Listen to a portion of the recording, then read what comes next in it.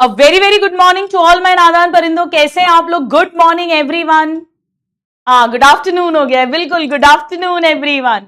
Audio video clear है तो मुझे जल्दी से एक यस या थम्स अप दे दीजिए। आज बहुत ही जबरदस्त, बहुत ही प्यारी क्लास होने वाली है। Good afternoon Riya, Nazij, Akanksha, Deepak, Anshika, Mahak, everybody very very good afternoon. Anshul, Chhavi, Nusrat, बेटा ऑडियो वीडियो क्लियर है? आज हम फोटोसिंथेसिस इन हायर प्लांट्स के लेक्चर नंबर 4 पर आ गए हैं। लास्ट क्लास में हमने बहुत मजेदार तरीके से non cyclic and cyclic photophosphorylation understand किया था। हमने बात की थी कि कैसे two photo systems Z scheme के through ATP formation, NADPH2 formation, water splitting सब करते हैं। वो नॉन साइक्लिक था और साइक्लिक के अंदर ओनली एटीपी फॉर्म हुई थी। कहां पर कौन सा वाला होगा वो सब हमने डिस्कस किया था। Phosphorylation, formation of ATP. चलिए अब आइए आज की क्लास शुरू करते हैं। आज हम जबरदस्त टॉपिक पढ़ेंगे। हम एक्चुअली एटीपी बनाना सीखेंगे एक्चुअली।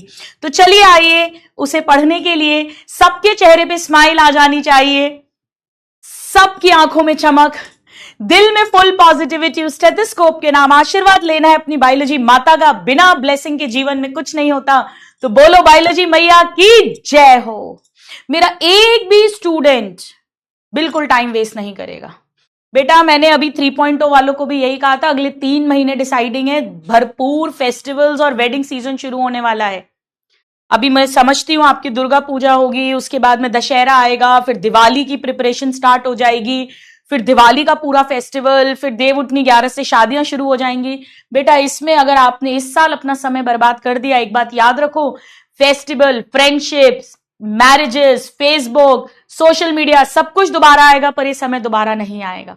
नेक्स्ट 3 मंथ्स जिसने अपने आप को डिसिप्लिन रखा, अनुशासित रखा, रेगुलर पढ़ाई करी, वो रेस में दौड़ जाएगा, बाकी रेस के बाहर हो जाएंगे, भले ही आपने अभी तक पूरे साल पढ़ा हो। नेक्स्ट 3.5 मंथ्स बहुत क्रूशियल है। जनवरी एंड तक अपना डिसिप्लिन मेंटेन करना है, फिर फरवरी, मार्च, अप्रैल में तो डिसिप्लिन अपने आप आ ही जाता है एग्जाम के पहले। पर ये 3 महीने में अगर आपका बैकलॉग हो गया, पीछे रह गए, आपने टाइम वेस्ट कर दिया, सबसे ज्यादा चांस भी इसी समय टाइम वेस्ट करने का है, क्योंकि बहुत अपॉर्चुनिटीज भी ऐसी आएंगी। बिल्कुल समय बर्बाद मत करना। खुद की शादी हो तो अलग बात है, उसके अलावा किसी दूसरे की शादी अटेंड मत करना। और मेरी सलाह यह है कि अपनी शादी भी अभी थोड़ा सा रोक लो तो अच्छा है। किसी की शादी है तो नहीं भाई, अगर है तो शादी में जरूर बुलाना, ठीक है? कोई बर्थडे नहीं, काय का बर्थडे? अभी क्या बड़ा काम कर लिया अपन ने पैदा होके बेटा, जन्म लेके। अभी पहले कुछ बने, कुछ करें, फिर मना लेंगे बर्थडे, ठीक है? नहीं, नेगेटिव बात नहीं है, लेकिन सत्य बात है। चलो आओ हेडिंग लिखते हैं। लिखिए, एक बार हेडिंग लिखो, फिर मैं समझाती हूं क्या पढ़ने वाले हैं। Chemiosmotic hypothesis for ATP formation, for ATP formation. Full concentration चाहिए, बड़ा मस्त टॉपिक है, इजी टॉपिक है। अगर समझ लिया, नहीं समझा तो कभी समझ नहीं आएगा। अच्छा बताओ, कितने बच्चे जिनको ये डायग्राम काला अक्षर भैंस बराबर लगता है, कुछ समझ में नहीं आता है, ऊपर से निकल जाता है? अगर ऐसा है तो जरा मी लिख कर भेजो। ये डायग्राम कितने स्टूडेंट्स को डिफिकल्ट लगता है, मुश्किल लगता है, समझ नहीं आता है, कंफ्यूजिंग होता है, याद नहीं होता है? ऐसा कोई भी कैटेगरी है? हाँ, ओनली पढ़ाई बेटा। नीट का एग्जाम दे रहे हैं यार, 25 लाख स्टूडेंट्स के बीच में कंपटीशन है। कम से कम 20 लाख तो सिंसियर पढ़ते ही पढ़ते हैं, 4-5 लाख अपन मान भी लें अगर ऐसे ही दे रहे हैं तो भी कम है क्या? कंपटीशन खतरनाक है। उसके ऊपर से एनटीए जरूर और बैठा है हमारे सर पर, पता नहीं क्या क्या कांड करने के लिए। कब क्या कर दे, भगवान ही मालिक है उसका। तो भगवान जी भी मालिक नहीं होंगे, पता नहीं खुद ही मालिक है वो अपना। उस बीच में सिलेक्ट होना है, अपना करियर बनाना है बेटा। इतनी टफ कंट्री में अपना करियर बनाना है, बहुत मेहनत करनी पड़ेगी। आपके पास और कोई चॉइस नहीं है, लगातार मेहनत करनी पड़ेगी। चलो चलो, आज की क्लास में लास्ट में पूछूंगी कि कितने लोगों के लिए ये डायग्राम एकदम मक्खन क्लियर हो गया है, क्रिस्टल क्लियर हो गया है। आओ समझो। आप कहोगे मैम एटीपी बनाना तो सिखा दिया आपने हमें लास्ट क्लास में। सुनो सुनो, हमने रफ बना लेना भले, हमने लास्ट क्लास में क्या सीखा था? लास्ट क्लास में रफ बना लेना कि जब फोटो सिस्टम 1 का इलेक्ट्रॉन उचका था, उसे फेरेडॉक्सिन ने पकड़ा था, फिर वो इलेक्ट्रॉन ट्रांसपोर्ट सिस्टम या चेन से होता हुआ नीचे आया था और वापस घर आ गया था। और इस दौरान मैंने कहा था उसकी एनर्जी से एटीपी बनाई थी। याद आ रहा है ये? साइक्लिक फोटोफॉस्फोराइलेशन याद आया?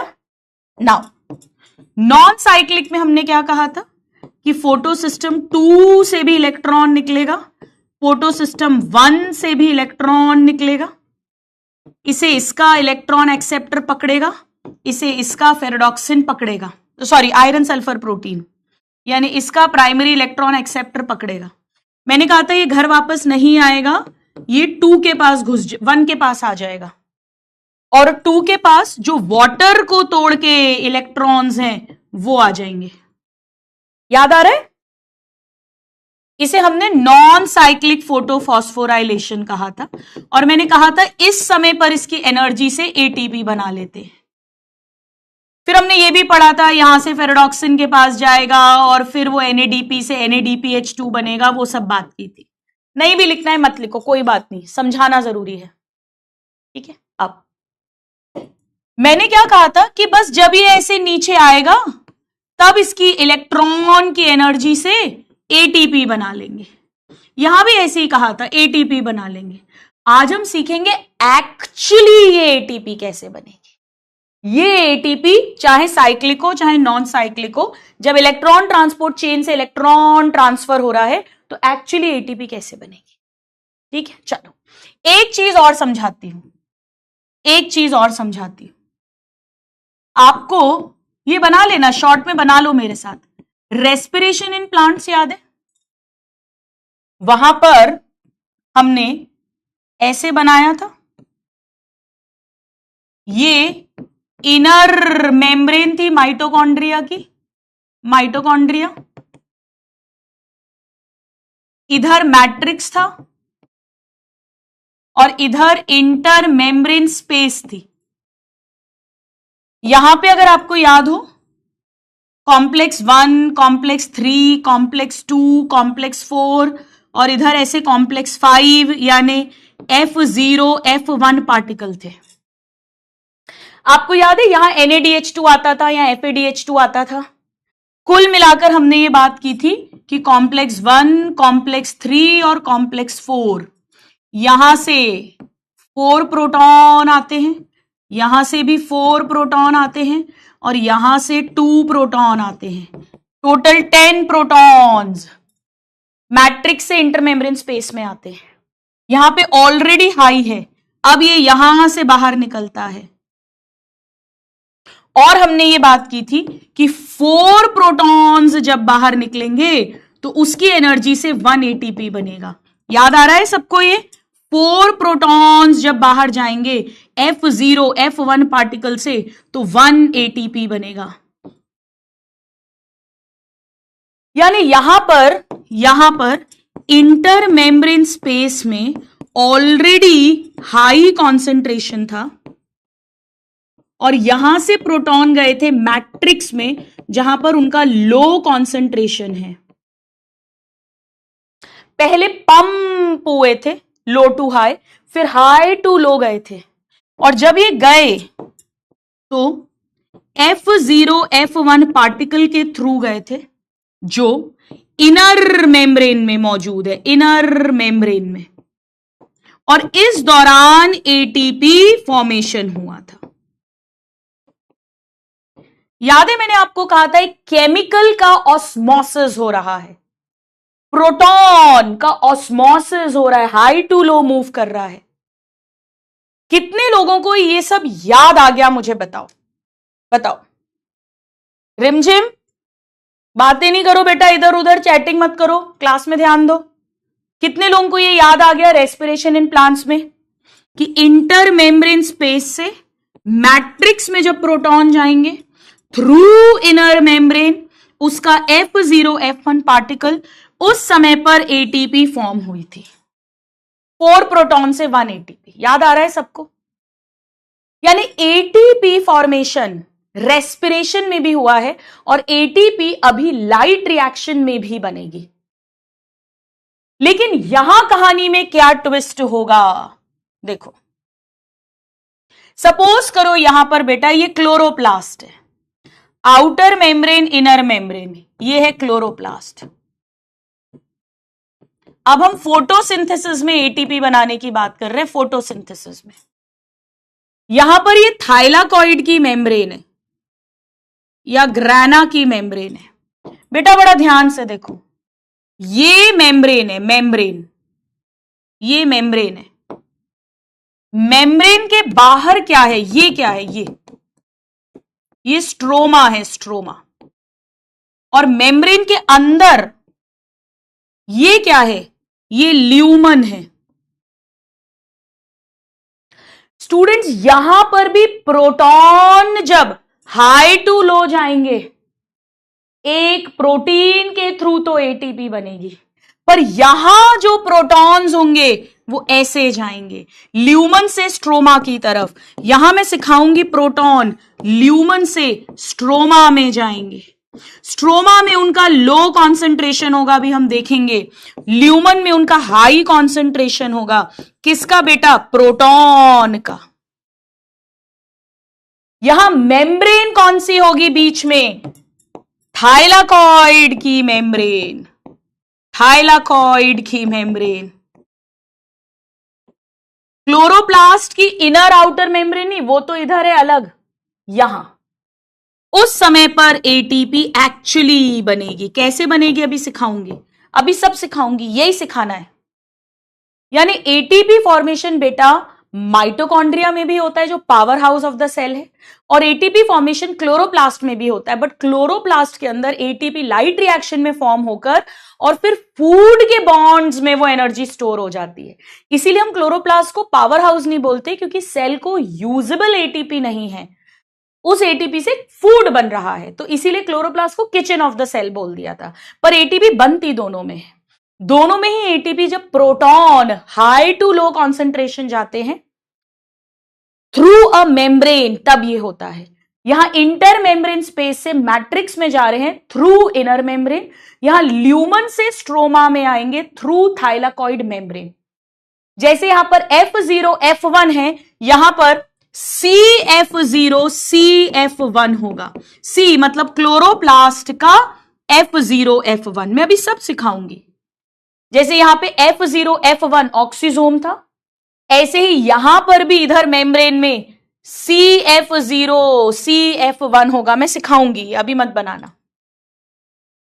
तो ये समझ आ गया कि हम पढ़ने क्या वाले हैं। हम ये पढ़ेंगे कि कैसे ल्यूमन यहां पर हाई हुआ प्रोटॉन, फर्स्ट। सेकेंड हम पढ़ेंगे कैसे ल्यूमन से स्ट्रोमा में आएगा और कैसे एटीपी बनेगी। बिल्कुल क्लियर है पढ़ने क्या वाले हैं हम। चलिए, अब सबसे पहले ये थ्योरी किन्होंने दी थी, बाय पीटर मिटचेल। पीटर मिटचेल, इन्होंने ये थ्योरी प्रपोज की थी, बाय पीटर मिटचेल। अब स्टूडेंट्स एक फुल पेज ले लीजिए, एक फुल पेज ले लीजिए। अगर आपकी हैंडराइटिंग बड़ी है तो डबल पेज ले लो, डबल पेज। और एक बड़ा सा डायग्राम अब हम समझने के लिए बनाने वाले हैं। मैं देखो क्या कर रही हूं, बड़ा ध्यान से देखना। मैं इतना पोर्शन ले रही हूं, इतना पोर्शन, मतलब मैं स्ट्रोमा बनाऊंगी, स्ट्रोमा, मैं ल्यूमन बनाऊंगी और मैं थाइलाकॉइड की मेम्ब्रेन बनाऊंगी। मैं क्या कर रही हूं, मैं स्ट्रोमा बनाऊंगी, मैं ल्यूमन बनाऊंगी और मैं थाइलाकॉइड की मेम्ब्रेन बनाऊंगी। अभी बनाना मत, देखो मैं एक थाइलाकॉइड की मेम्ब्रेन बनाऊंगी, मैं ल्यूमन बनाऊंगी और ये बाहर स्ट्रोमा बनाऊंगी। मैं क्या कर रही हूं, मैं इस मेम्ब्रेन को थोड़ा सा चौड़ा दिखा दूंगी, ब्रॉड ऐसा, ताकि मैं यहां पर कुछ लिख सकूं, इसलिए। ठीक है, चल आओ। तो ये मैंने बनाई थाइलाकॉइड की मेम्ब्रेन।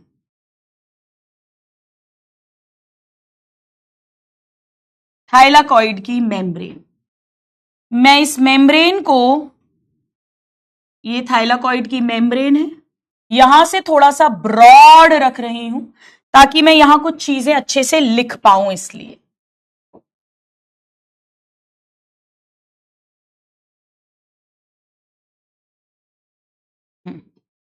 तो ये है बेटा थाइलाकॉइड की मेम्ब्रेन।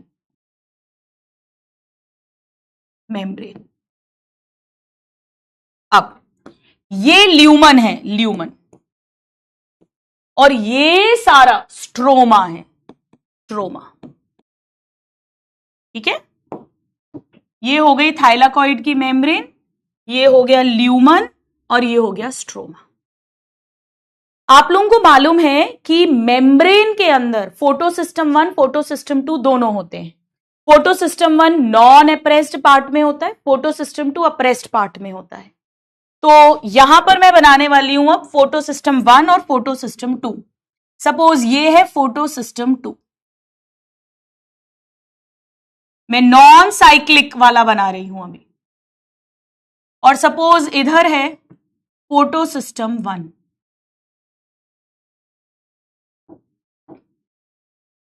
ये है photosystem 1। It is present inside membrane. Stromal lamellae में ओनली फोटोसिस्टम 1 होता है, बट थाइलाकॉइड या ग्राना में बोथ होते हैं। तो सपोज करो ये है फोटोसिस्टम 2 और ये है फोटोसिस्टम 1। फोटोसिस्टम के अंदर P700 रिएक्शन सेंटर है और फोटोसिस्टम 2 में P680 रिएक्शन सेंटर है। दोनों पे लाइट पड़ रही है, लाइट फ्रॉम सन यहां भी है और लाइट यहां भी है, दोनों पे लाइट है। अब आपको बहुत अच्छे से मालूम है कि सबसे पहले सपोज करिए कि यहां से इलेक्ट्रॉन रिलीज हुआ, एक्साइट हुआ, तो उसे सबसे पहले फियोफाइटिन पकड़ता है। फियोफाइटिन, याद है ना, ये प्राइमरी इलेक्ट्रॉन एक्सेप्टर है फोटोसिस्टम 2 का। ये इस इलेक्ट्रॉन को प्लास्टोक्विनॉन को देता है। प्लास्टोक्विनॉन उसे साइटोक्रोम B6 एंड F को देता है। तो मैं एक साथ लिख देती हूं, और फाइनली वो उसे प्लास्टोसाइनिन को देता है। तो फियोफाइटिन से प्लास्टोक्विनॉन, प्लास्टोक्विनॉन से साइटोक्रोम B6, फिर साइटोक्रोम F, और फिर प्लास्टोसाइनिन के पास इलेक्ट्रॉन आता है। तो मैं इसे लिख देती हूं साइटोक्रोम B6F कॉम्प्लेक्स। पहले B6 पे जाएगा, फिर F पर जाएगा, और उसके बाद इलेक्ट्रॉन फोटोसिस्टम 1 के पास आ जाता है। यहां के इलेक्ट्रॉन को रिप्लेस करता है वाटर वाला इलेक्ट्रॉन। तो वाटर का ब्रेकडाउन होगा, तो 2 प्रोटॉन्स प्लस 2 इलेक्ट्रॉन्स और प्लस एक ऑक्सीजन एटम रिलीज होगा। अगर हम 2 इलेक्ट्रॉन्स की कहानी की बात करें तो ये वाटर वाले इलेक्ट्रॉन्स यहां रिप्लेस करते हैं। और मैंने आपसे कहा था कि ये जो प्रोटॉन्स हैं ये ल्यूमन में इकट्ठे हो रहे हैं, ल्यूमन में।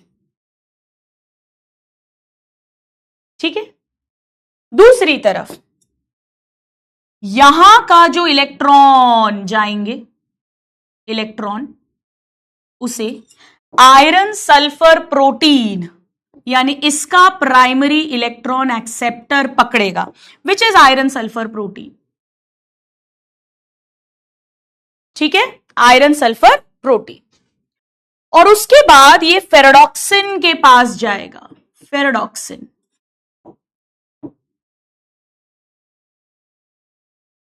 फेराडॉक्सिन के पास के बाद ये आगे नहीं जाएगा, इसके पास NADP आ गया था, और NADP ने कहा था कि मैं प्रोटॉन्स का अरेंजमेंट खुद कर लूंगा, तुम मुझे इलेक्ट्रॉन दे दो तो मैं बन जाऊंगा NaDPH2 या NaDPH प्लस H प्लस, एक ही बात है।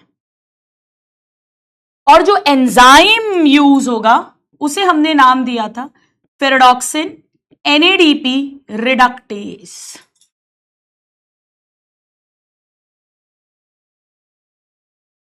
यानी यहां से इलेक्ट्रॉन यहां गया था, यहां, और यहां से फिर इलेक्ट्रॉन आगे चला गया है। इसका इलेक्ट्रॉन इसके पास गया था, इसका इलेक्ट्रॉन इसके पास आया था, इसका इलेक्ट्रॉन इसके पास गया था। यहां मैंने क्यों गैप बनाया है अभी समझ आएगा।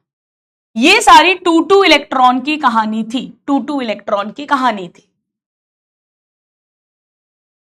कितने स्टूडेंट्स को ये बिल्कुल याद आ गया? Yes ma'am, we remember this. मुझे जरा यहां पर दिल दे दो, जल्दी से अपना प्यार भरा दिल मुझे दे दीजिए।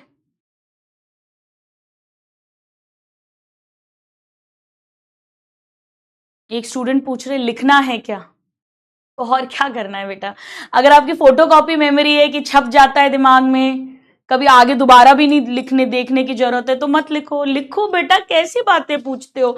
मिड अक्टूबर में आकर ऐसे हार्ट अटैक देने वाली बातें पूछते हो यार। चलो लिख लो।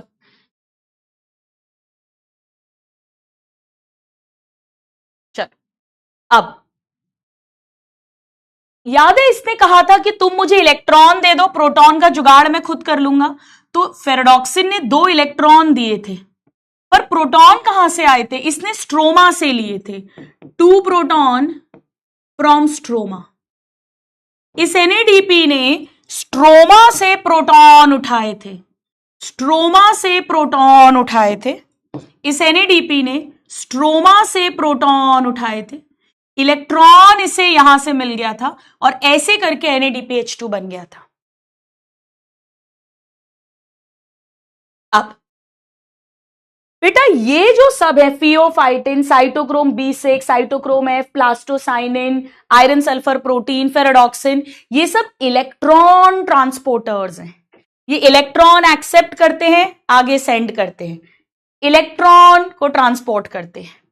बट जो प्लास्टोक्विनॉन है ये बिल्कुल यूबिक्विनॉन की तरह या साइटोक्रोम यूबिक्विनॉन की तरह प्रोटॉन का भी एक्सेप्टर है। आपको याद है यूबिक्विनॉन ने क्या कहा था कि तुम मुझे इलेक्ट्रॉन दे दो, प्रोटॉन्स मैं खुद जुगाड़ कर लूंगा, इलेक्ट्रॉन प्रोटॉन यानी मैं हाइड्रोजन ऐसा बन जाऊंगा।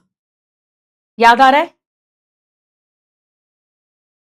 तो इसी तरीके से ये प्लास्टोक्विनॉन डायरेक्टली इलेक्ट्रॉन नहीं भेजता। ये क्या करता है, बड़ा ध्यान से देखो, ये पहले इन 2 इलेक्ट्रॉन्स को और प्लस ये स्ट्रोमा से 2 प्रोटॉन्स लेगा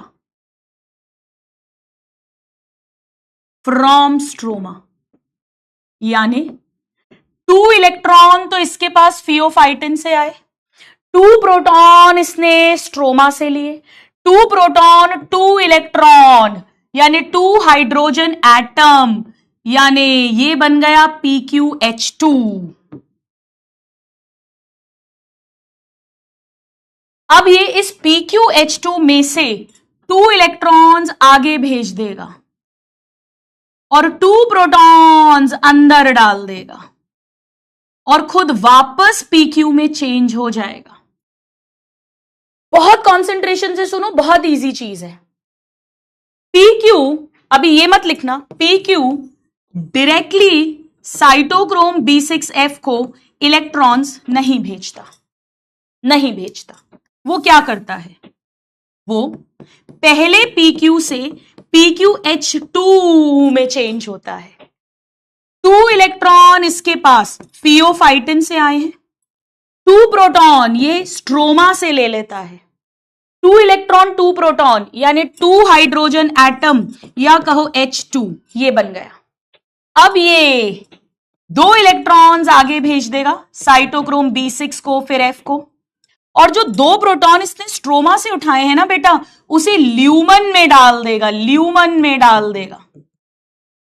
तो 2 इलेक्ट्रॉन 2 प्रोटॉन दोनों इससे हट गए, यानी फिर से ये pq बन जाएगा, ताकि फिर से जब इसमें 2 इलेक्ट्रॉन आए तो फिर से ये 2 प्रोटॉन स्ट्रोमा से ले, फिर से pqH2 में कन्वर्ट हो, ये स्टोरी चलती रहे। ठीक है, ये डायरेक्टली ट्रांसफर नहीं कर सकता है, डायरेक्टली।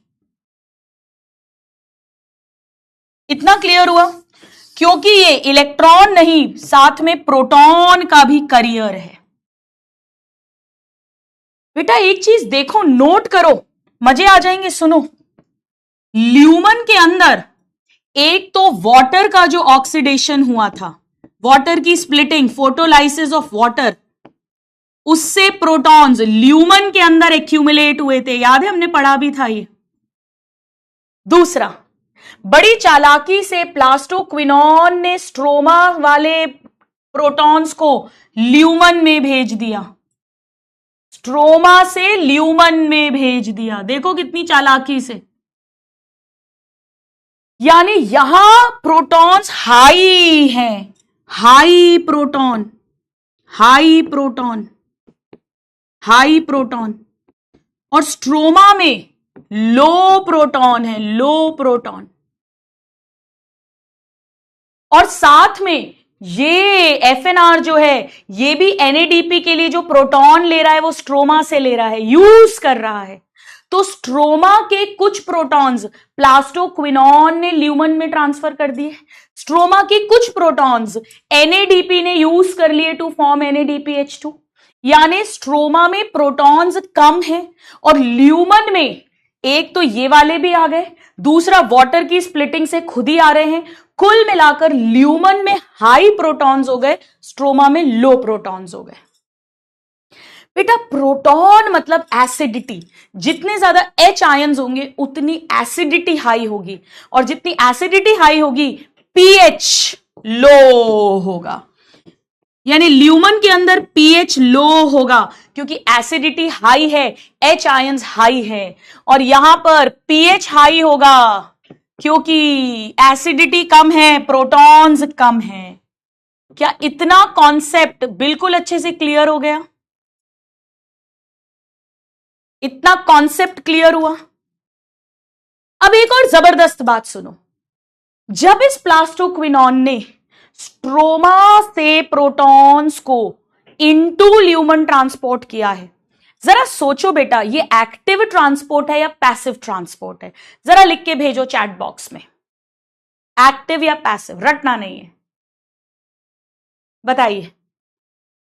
ल्यूमन में ऑलरेडी हाई है प्रोटॉन्स कंपैरिजन टू स्ट्रोमा, क्योंकि एक तो वाटर वाले प्रोटॉन्स यहां एक्यूमुलेट हो रहे हैं, दूसरा स्ट्रोमा के प्रोटॉन्स यहां भी यूज हो रहे हैं तो स्ट्रोमा में कम हो जाएंगे। बेटा एक्टिव, ऑलरेडी यहां लो प्रोटॉन्स हैं या हाई प्रोटॉन्स हैं, आप लो टू हाई ट्रांसफर कर रहे हो, यानी पंप कर रहे हैं, पंप, पंप, पंप।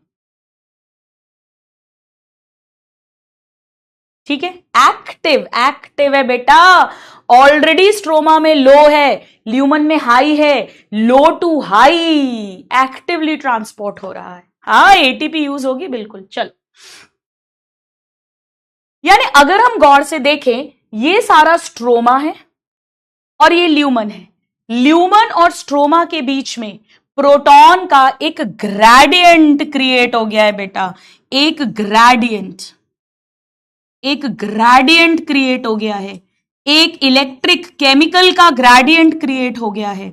यहां पर हाई है प्रोटॉन्स और यहां पर लो है प्रोटॉन्स।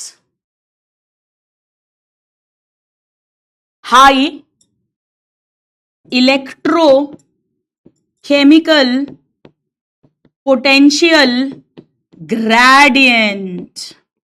बेटा एक डिफरेंस क्रिएट हो गया है प्रोटॉन का, जहां पर ल्यूमन के अंदर हाई है प्रोटॉन्स और स्ट्रोमा के अंदर लो है protons. Low in stroma, high in lumen, एक डिफरेंस क्रिएट हो गया है। केमिकल है, proton is a chemical, charged है, इलेक्ट्रिक है, तो इलेक्ट्रोकेमिकल पोटेंशियल ग्रेडियंट। ये ग्रेडियंट क्रिएट होने के 3 रीजंस हैं। नंबर 1, जो ऑक्सीडेशन ऑफ वाटर से protons are more in lumen.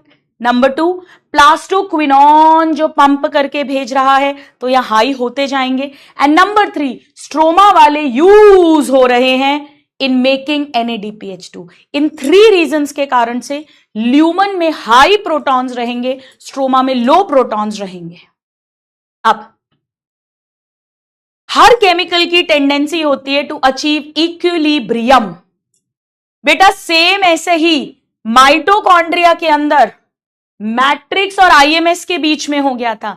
Matrix में लो प्रोटॉन्स थे, IMS में हाई प्रोटॉन्स थे थ्रू इनर मेम्ब्रेन। सेम यहां पर स्ट्रोमा में लो प्रोटॉन्स हैं, ल्यूमन में हाई प्रोटॉन्स हैं थ्रू थाइलाकॉइड मेम्ब्रेन।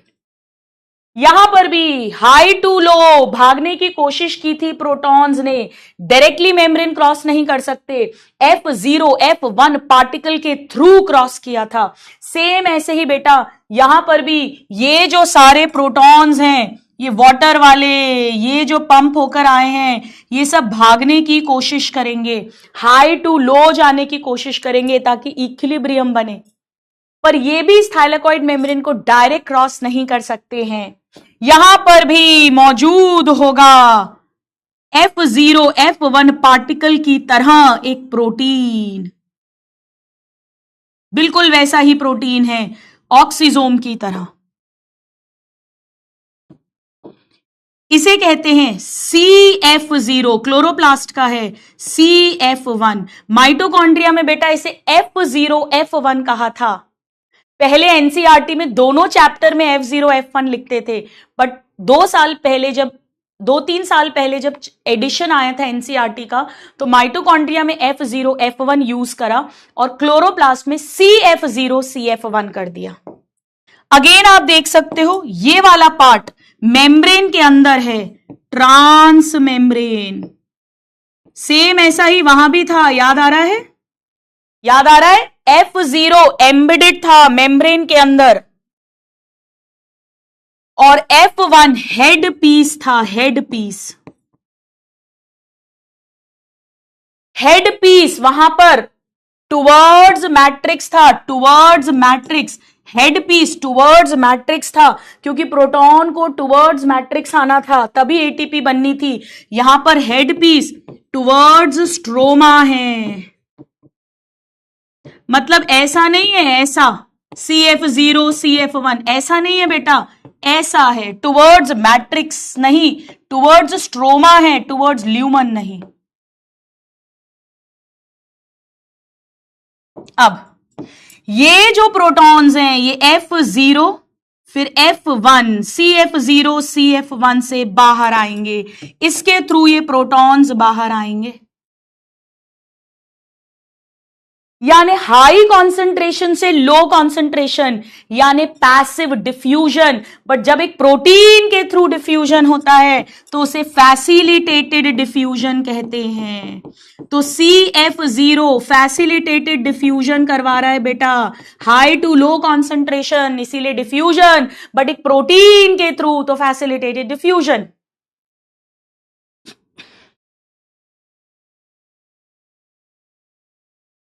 और जब ये प्रोटॉन्स बाहर आएंगे तो इनकी एनर्जी को यूज कर ADP और फॉस्फेट के बीच में बॉन्ड बनेगा और बन जाएगी ATP। यानी वैसे तो ये पूरा ATP सिंथेज है, बट पर्टिकुलरली ये वाला पार्ट ATP सिंथेज है।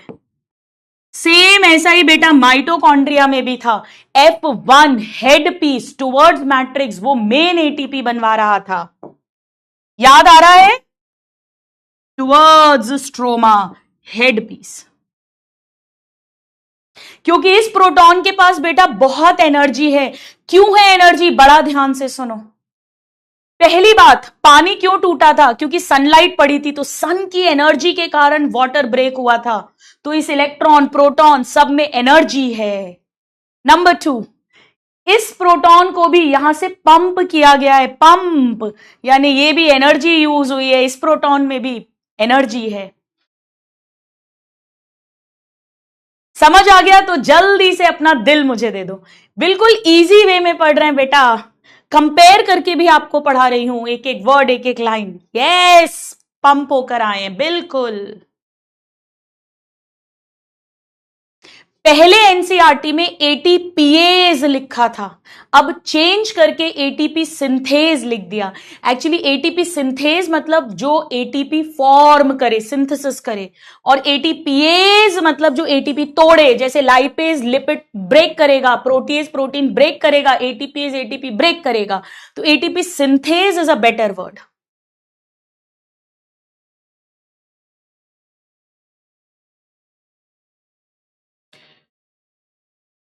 हो गया टॉपिक।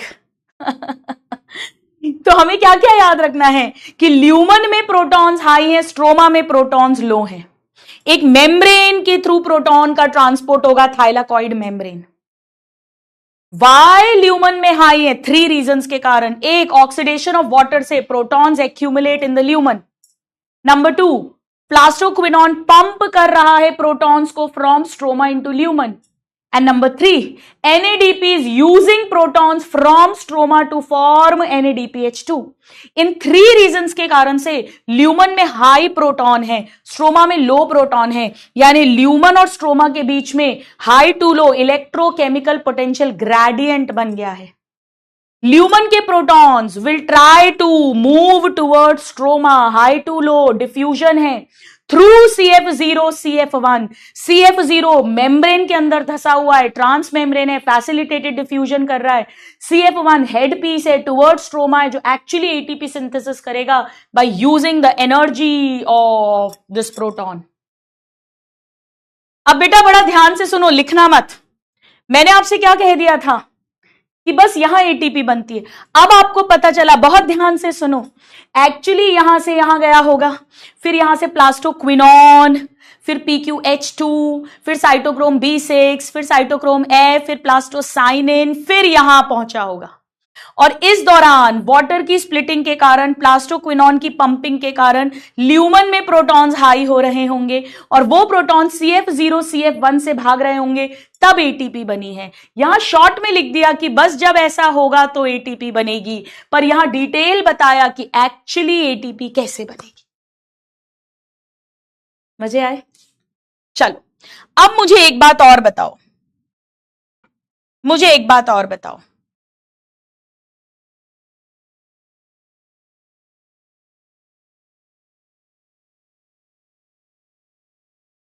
देखो, अब कुछ पॉइंट्स मैं लिखवा रही हूं। पहले, प्लास्टोक्विनॉन जो है, प्लास्टोक्विनॉन, ये बोथ इलेक्ट्रॉन का भी करियर है एंड प्रोटॉन का भी करियर है। इलेक्ट्रॉन प्रोटॉन दोनों का करियर है, हमने देखा। Both electron and proton carrier. Rest all only electron career.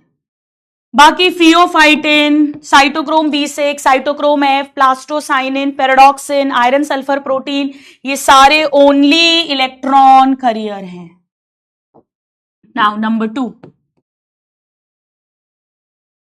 एक बात ध्यान से देखो बेटा, अगर आपने डायग्राम ढंग से बनाया है, मेम्ब्रेन में मैंने फियोफाइटिन और प्लास्टोक्विनॉन थोड़ा सा आउटर साइड बनाया है, तो मेम्ब्रेन के अंदर ही, पर मैंने थोड़ा बाहर बनाया है। प्लास्टोसाइनिन मैंने अंदर बनाया है, मेम्ब्रेन में ही है, पर ये थोड़ा आउटर तरफ है, ये थोड़ा इनर की तरफ है।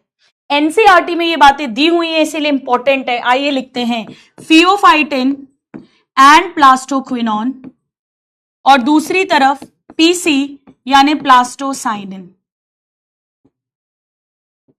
प्लास्टोसाइनिन, इसमें से दोनों ही मेम्ब्रेन के अंदर हैं, बट ये towards outer side of membrane. कौन सी मेम्ब्रेन? वही थाइलाकॉइड मेम्ब्रेन की बात चल रही है, हम बार बार नहीं लिख रहे हैं। और प्लास्टोसाइनिन थोड़ा सा अंदर की तरफ है। अगर आपको डायग्राम अच्छे से आता है बेटा तो कुछ भी मुश्किल नहीं है।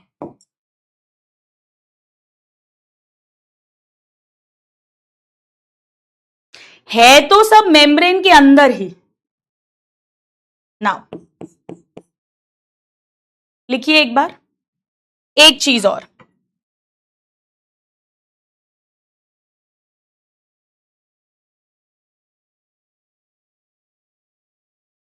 एक चीज और, जो FNR है, फेरेडॉक्सिन NADP रिडक्टेज, ये कहां है? देखो ये स्ट्रोमा की तरफ है बेटा, यहां है ये FMN, यहां FMN, तभी तो ये NADP के साथ स्ट्रोमा से प्रोटॉन उठाकर जोड़ेगा, यहां से इलेक्ट्रॉन मिलेंगे। तो है तो मेम्ब्रेन के साथ ही एसोसिएटेड, बट स्ट्रोमल साइड पर है, towards stromal side of membrane, क्योंकि वहीं से इसे पिक करना होता है बेटा प्रोटॉन्स को, अंदर नहीं है, ल्यूमन की तरफ नहीं है, स्ट्रोमल साइड पर है। ठीक है, चल अब यानी अगर कोई पूछे रीजंस, पहले लिखते हैं reasons for high proton inside lumen, 3 reasons है, 3 रीजंस है। पहला, by oxidation of water, by oxidation of water बोलो, या फोटोलाइसिस ऑफ वाटर बोलो। ये हमने बहुत अच्छे से पढ़ा था बेटा, जब पानी टूटता है तो ल्यूमन्स जो हैं उसकी तरफ प्रोटॉन्स एक्यूमुलेट होते हैं, ऑक्सीजन भी यही रिलीज होती है, याद है सबको? Protons accumulate inside lumen bye splitting of water. Now number 2, protons pumped from stroma into lumen by प्लास्टोक्विनॉन, जो प्रोटॉन का करियर भी है, इलेक्ट्रॉन करियर भी है, प्रोटॉन करियर भी है, तो proton pump by PQ। And number 3, protons from stroma used by FNR to form NADPH2 from NADP। NADP से NADPH2 बनाने के लिए भी प्रोटॉन फ्रॉम स्ट्रोमा यूज होते हैं, और इन तीनों रीजंस के कारण से हाई प्रोटॉन है इनसाइड द ल्यूमन। एक बार नोट करो,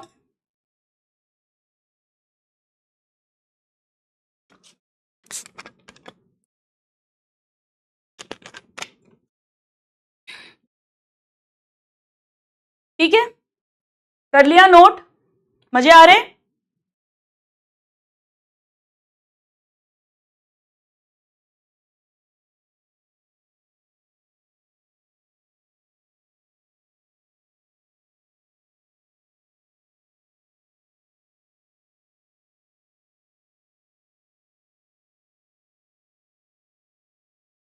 हो गया? डन? चलो अब मुझे ये बताओ जरा कि एक्चुअली जो ATP सिंथेसिस हुआ है, सिंथेसिस ऑफ ATP, वो ड्यू टू, जरा सोच के बोलना बेटा, सोच के बोलना, ड्यू टू, ड्यू टू, सोच के बोलना, क्रिएशन ऑफ प्रोटॉन ग्रेडियंट या ब्रेकडाउन ऑफ प्रोटॉन ग्रेडियंट? बताओ चैट में। ये जो ATP एक्चुअली बन रही है फाइनली, ये प्रोटॉन ग्रेडियंट फॉर्मेशन के कारण है, जो ल्यूमन और स्ट्रोमा के बीच में प्रोटॉन का डिफरेंस है, या प्रोटॉन ग्रेडियंट ब्रेकडाउन के कारण है? सोचो सोचो सोचो। प्रोटॉन ग्रेडियंट फॉर्मेशन तो इन 3 कारणों से हो रहा है, उससे ATP नहीं बन रही है, उससे ATP नहीं बन रही है। जब वो ग्रेडियंट ब्रेक कर रहे हैं, भाई पहले यहां 10 प्रोटॉन थे, यहां 2 प्रोटॉन था सपोज, जब एक प्रोटॉन आया यहां 9 रह गए, यहां 3 हो गए, फिर और एक आया, यहां 8 हो गए, यहां 4 हो गए। तो जो प्रोटॉन्स बाहर आ रहे हैं हाई टू लो, उसके कारण एटीपी बन रही है, उसके कारण एटीपी बन रही है। क्रिएशन के कारण एटीपी नहीं बन रही, वो क्रिएट होने के बाद जो ब्रेक हो रहा है उसके कारण एटीपी बन रही है। एक एक वर्ड एनसीईआरटी का आपको एक्सप्लेन कर रही हूं। Due to breakdown of proton gradient. क्या बात है, आ गया समझ में? Due to breakdown of proton gradient. और ब्रेकडाउन ऑफ प्रोटॉन ग्रेडियंट क्यों हो रहा है? ड्यू टू, बोलो किसका मूवमेंट हो रहा है जब ये ग्रेडियंट ब्रेक हो रहा है? मूवमेंट ऑफ, बोलो। अरे भाई प्रोटॉन का ही तो मूवमेंट होगा, movement of protons, movement of protons.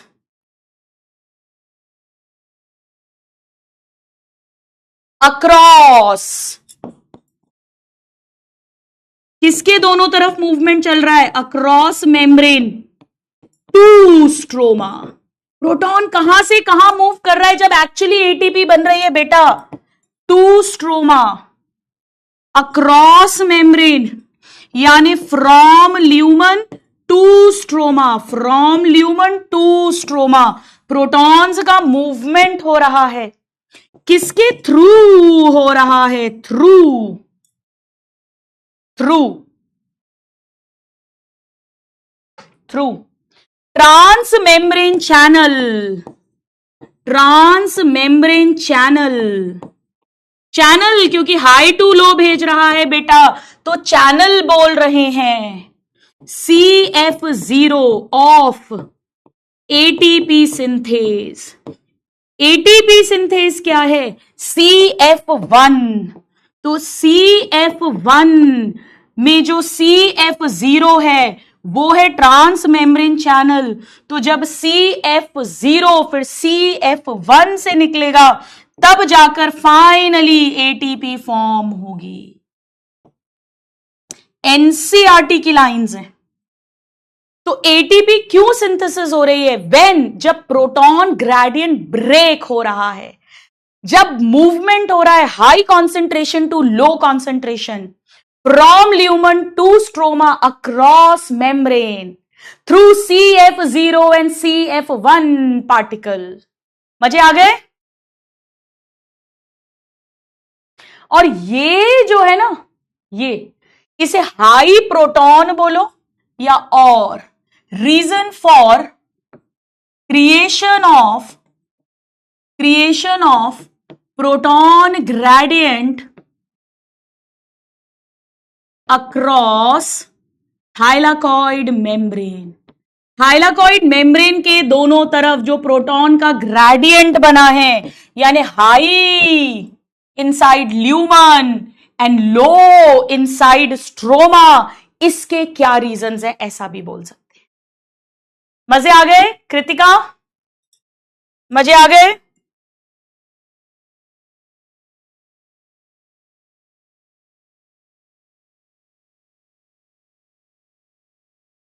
Done everybody?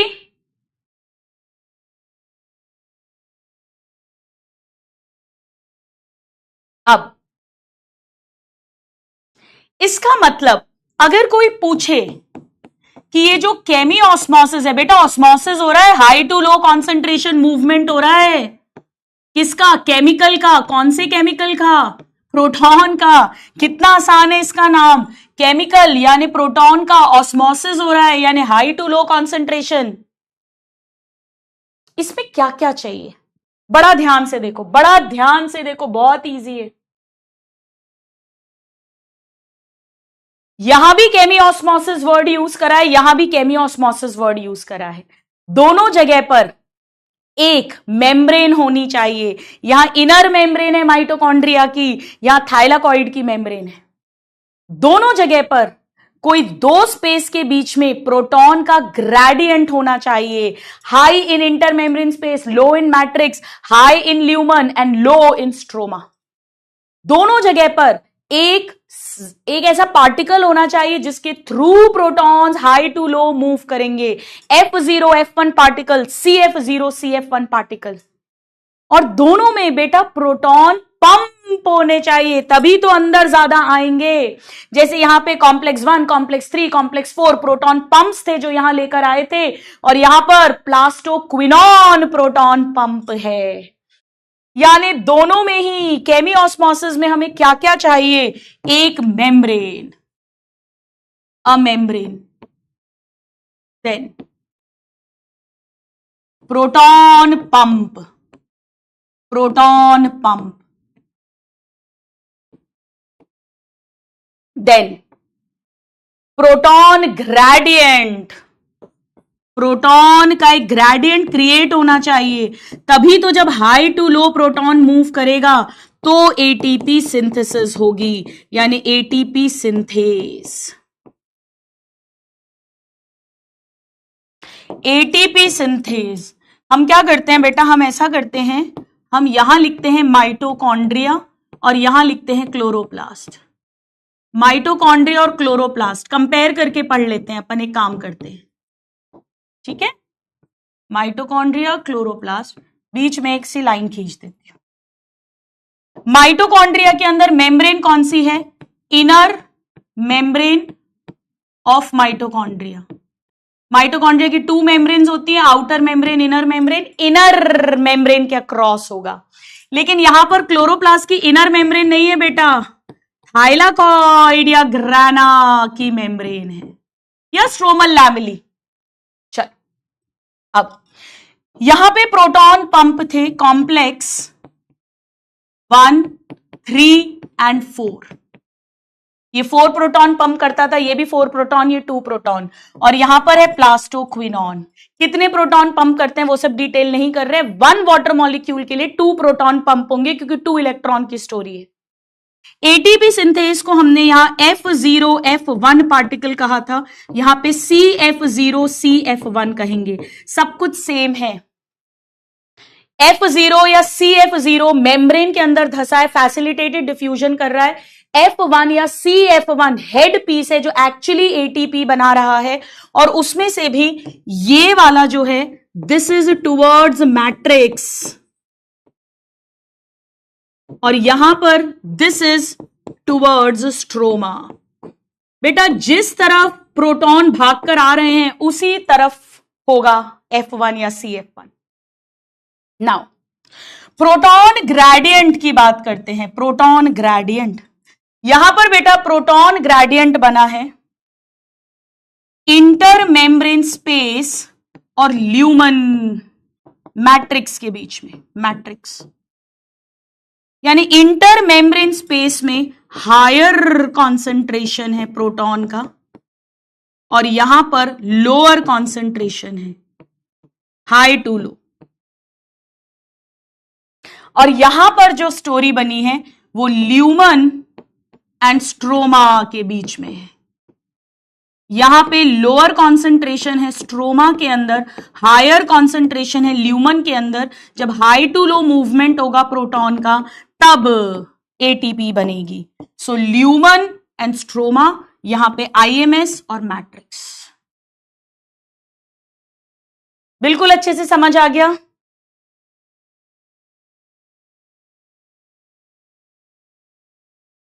चलिए लिख लो, लिख लो, फिर अपन एनसीईआरटी मास्टर करेंगे। एक बार लिख लो सब।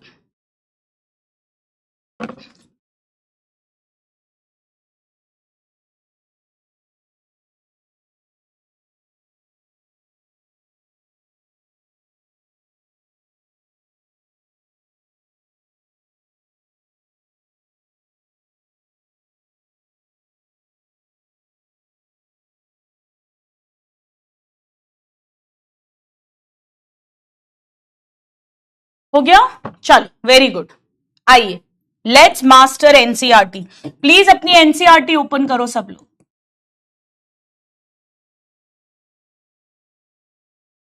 पहले सब लोग अपनी एनसीईआरटी वाला डायग्राम निकालेंगे। ये डायग्राम निकालो सब। ATP synthesis through chemiosmosis. चलो आओ ध्यान से। ये पिंक वाली थाइलाकॉइड मेम्ब्रेन है, इधर ये पूरा स्ट्रोमा है, ये सारा स्ट्रोमा है जहां पे प्रोटॉन्स लो हैं, और ये अंदर ल्यूमन है जहां प्रोटॉन्स हाई हैं। ल्यूमन और स्ट्रोमा के बीच में एक इलेक्ट्रोकेमिकल पोटेंशियल ग्रेडियंट क्रिएट होगा जहां पर high protons inside lumen and low proton inside stroma है। थाइलाकॉइड की मेम्ब्रेन में CF0 एंड CF1 प्रोटीन है, और CF1 का हेड पीस टुवर्ड्स स्ट्रोमा है, और यही एटीपी सिंथेसिस होगा। एडीपी प्लस पीआई से एटीपी बनेगी, और ये तब होगा जब ये प्रोटॉन्स बाहर आएंगे टुवर्ड्स स्ट्रोमा। नाउ यहां फोटो सिस्टम 2 है P680, यहां फोटो सिस्टम 1 है P700। दोनों पर ही लाइट फॉल हो रही है, दोनों पर ही लाइट फॉल हो रही है। इसके इलेक्ट्रॉन्स पहले फियोफाइटिन पे जाएंगे, इन्होंने लिखा नहीं है, और वहां से बेटा प्लास्टोक्विनॉन पे जाएंगे, तो ये इलेक्ट्रॉन्स प्लास्टोक्विनॉन पर गए। इस प्लास्टोक्विनॉन ने 2 प्रोटॉन्स पंप करे हैं फ्रॉम स्ट्रोमा। नाउ बड़ी चालाकी से इसने इलेक्ट्रॉन्स तो आगे भेज दिए टू साइटोक्रोम B6F, और वहां से ये जाएंगे इलेक्ट्रॉन्स, ये इलेक्ट्रॉन्स ट्रांसफर हो रहे हैं बेटा टू प्लास्टोसाइनिन। ये इलेक्ट्रॉन्स ट्रांसफर हो रहे हैं ये सारे प्लास्टोसाइनिन, और फिर वहां से ये फोटो सिस्टम 1 के पास चले जाएंगे, और वो जो प्रोटॉन्स थे वो इसने यहां पंप कर दिए, ये प्रोटॉन्स पंप कर दिए, और ये फिर से PQH2 और फिर वही PQ, वो कहानी चलती रहेगी, चलती रहेगी ना। यहां देख सकते हो आप प्लास्टोक्विनॉन, फियोफाइटिन यहां नहीं बना, ये सब थोड़ा आउटर साइड पर है, जबकि प्लास्टोसाइनिन इनर साइड पर है। दूसरी तरफ वाटर का ऑक्सीडेशन हो रहा है, और वाटर से ऑक्सीजन हाफ मॉलिक्यूल, प्रोटॉन और इलेक्ट्रॉन, इलेक्ट्रॉन तो यहां चले गए फोटो सिस्टम 2 के पास, यहां प्रोटॉन आ गए। इन्होंने बैलेंस नहीं किया है, 1 वाटर से 2 प्रोटॉन 2 इलेक्ट्रॉन की स्टोरी होगी। अब ये वाटर वाले प्रोटॉन्स और जो प्लास्टोक्विनॉन ने स्ट्रोमा से पंप किए हैं, वो प्रोटॉन्स बाहर जाने की कोशिश करेंगे, तब एटीपी बनेगी। दूसरी तरफ ये प्रोटॉन प्लास्टोसाइनिन से फोटो सिस्टम 1 के पास गए, वहां से पहले आयरन सल्फर प्रोटीन के पास जाएंगे, यहां नहीं बनाया, और उसके बाद ये फेरोडॉक्सिन के पास जाएंगे, और स्ट्रोमा की तरफ FNR है, FNR, तो ये इलेक्ट्रॉन्स इस FNR को मिलेंगे, साथ में ये प्रोटॉन्स उठा लेगा फ्रॉम स्ट्रोमा, तो इलेक्ट्रॉन यहां से मिल गए फेरोडॉक्सिन से, प्रोटॉन स्ट्रोमा से ले लिए, NADP में ये ऐड करेगा तो NADPH2 बन जाएगा। बेटा एक ही चीज कम से कम 4 से 5 बार 4 to 5 times I have repeated in the class. कितने स्टूडेंट्स को समझ आ गया, क्लास में याद हो गया? जरा थम्स अप दे दो। श्वेता बेटा क्यों नहीं आ सकता एग्जाम में डायग्राम? बिल्कुल आ सकता है, एनसीईआरटी में दिया है, कैसे भी पूछा जा सकता है, आपको पूरा खुद बना के दिखा दिया है, बिल्कुल आ सकता है। चलिए अब आइए एनसीईआरटी की थ्योरी देखते हैं।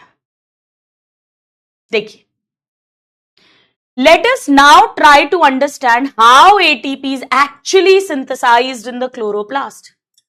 Chemiosmotic hypothesis इसके लिए रखी गई है। Like in respiration, in photosynthesis also ATP is synthesized, linked to development of a proton gradient across a membrane. But यहां वो membrane thylakoid की membrane है, यहां प्रोटॉन्स एक्यूमुलेट करेंगे टुवर्ड्स इनसाइड ऑफ मेम्ब्रेन, यानी इन द ल्यूमन, जबकि respiration के अंदर प्रोटॉन्स एक्यूमुलेट करते हैं inter membrane space of mitochondria, जहां पर इलेक्ट्रॉन्स ETS से जब मूव कर रहे थे। What causes the proton gradient across membrane? What causes? Number one, यानी किसने इस प्रोटॉन ग्रेडियंट को डेवलप करवाया है? Number one, splitting of water molecules. ये इनर साइड पर होती है मेम्ब्रेन की, यानी प्रोटॉन या H ions are produced by splitting of water accumulate within the lumen of thylakoid. Now number two reason, बहुत ध्यान से देखते जाओ। NADP रिडक्टेज एंजाइम यानी FNR की बात कर रहे हैं। This is located on stromal side of membrane. इसे इलेक्ट्रॉन्स मिलेंगे that come from acceptor of electron of photosystem 1। इसका क्या मतलब है? इसका मतलब है फोटोसिस्टम 1 से पहले आयरन सल्फर प्रोटीन के पास इलेक्ट्रॉन्स आए, फिर वहां से फेरोडॉक्सिन के पास इलेक्ट्रॉन्स आए, और फिर वहां से FNR के पास आए। उसने फिर NADP से NADPH2 बनवा दिया। इन्होंने कैसे लिखा है? NCERT की लाइंस पे ध्यान दीजिए बेटा। ये इलेक्ट्रॉन्स कहां से आ रहे हैं? बेसिकली फोटोसिस्टम 1 से इलेक्ट्रॉन एक्सेप्टर के पास, यानी पहले primary electron acceptor iron sulphur protein के पास आए, फिर फेरोडॉक्सिन के पास आए। ये प्रोटॉन्स आर नेसेसरी अगर आपको NADP को रिड्यूस करना है, NADPH2 बनाना है। ये protons are removed from stroma. Second reason, removed from stroma. देखो यहां पे, देखो यहां पर, ये फर्स्ट और थर्ड वाला पॉइंट है। Protons are removed from stroma, removed from stroma. Splitting of water वाले ल्यूमन के अंदर एक्यूमुलेट होंगे, क्योंकि स्प्लिटिंग ऑफ वाटर इनसाइड की तरफ होती है। हमने बहुत अच्छे से आई थिंक लेक्चर 2 में पढ़ा था। और दूसरा, स्ट्रोमा के प्रोटॉन्स यूज कर रहा है FNR to form NADPH2 from NADP। अब आ जाओ सेकेंड वाला point. Full full full full full concentration चाहिए। देखिए, as electrons move through the photosystem, protons are transported across the membrane। ये कौन से प्रोटॉन्स हैं बेटा? वो प्लास्टोक्विनॉन ने जो PQH2 बनाया था, फिर इलेक्ट्रॉन तो आगे भेज दिया साइटोक्रोम B6F के पास, और प्रोटॉन बड़ी चालाकी से ल्यूमन में डाल दिए। ये वो बात कर रहे हैं। This happens because primary acceptor of electron यानी pheophytin is located towards outer side of membrane, transfer its electron, बड़ा ध्यान से देखो, not to an electron carrier but to a proton carrier। मतलब ये इलेक्ट्रॉन करियर भी है, प्रोटॉन करियर भी है। बेटा ये प्लास्टोक्विनॉन के बारे में लिख रहे हैं। This molecule removes a proton from the stroma while transporting electron। ये this molecule is which molecule? ये सारी बातें प्लास्टोक्विनॉन के बारे में हो रही हैं। When this molecule passes its electron to electron carrier on the inner side of membrane, this molecule मतलब प्लास्टोक्विनॉन जो PQH2 बन गया है, ये जब किसे भेजता है? साइटोक्रोम B6F प्लास्टोसाइनिन को, तो प्रोटॉन रिलीज हो जाएंगे into the lumen side of membrane. एक एक वर्ड समझो बेटा, एक एक वर्ड।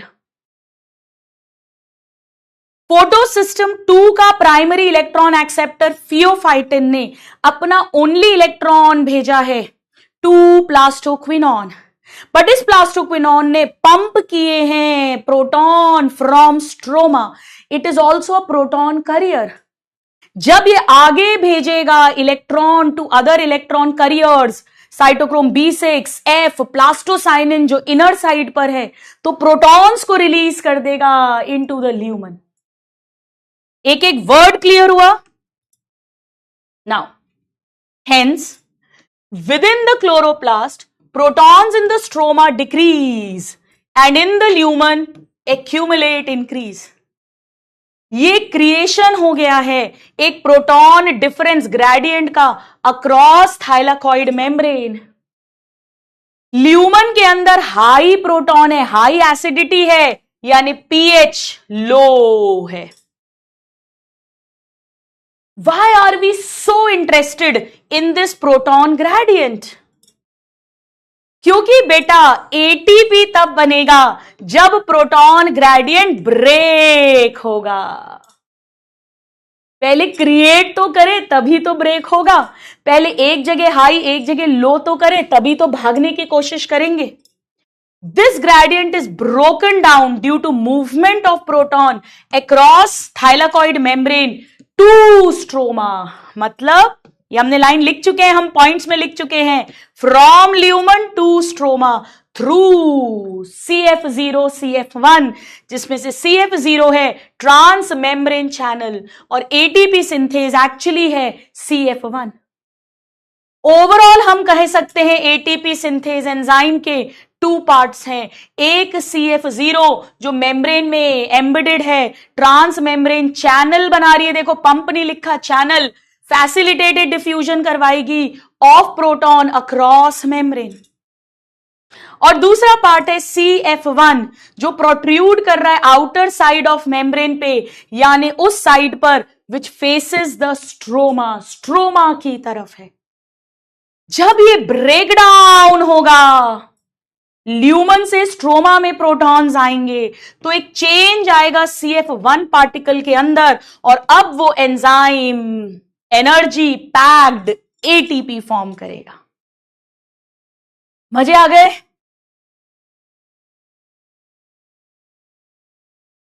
एक एक वर्ड समझ में आ रहा है स्टूडेंट्स?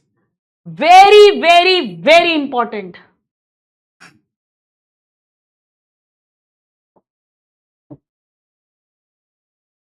एक चीज और भी हम यहां लिख सकते हैं कि जब ये प्रोटॉन ग्रेडियंट ब्रेक होता है बेटा तो कॉन्फर्मेशनल चेंज आता है CF1 में। CF1 के अंदर एक चेंज आएगा और CF1 फिर एटीपी सिंथेसिस करेगा, एटीपी सिंथेसिस। ये लाइन और लिख लो, कहीं भी लिख लो यार, यहां जगह नहीं है डायग्राम में तो मुझे बिल्कुल कोसो मत, कहीं पे भी लिख लो,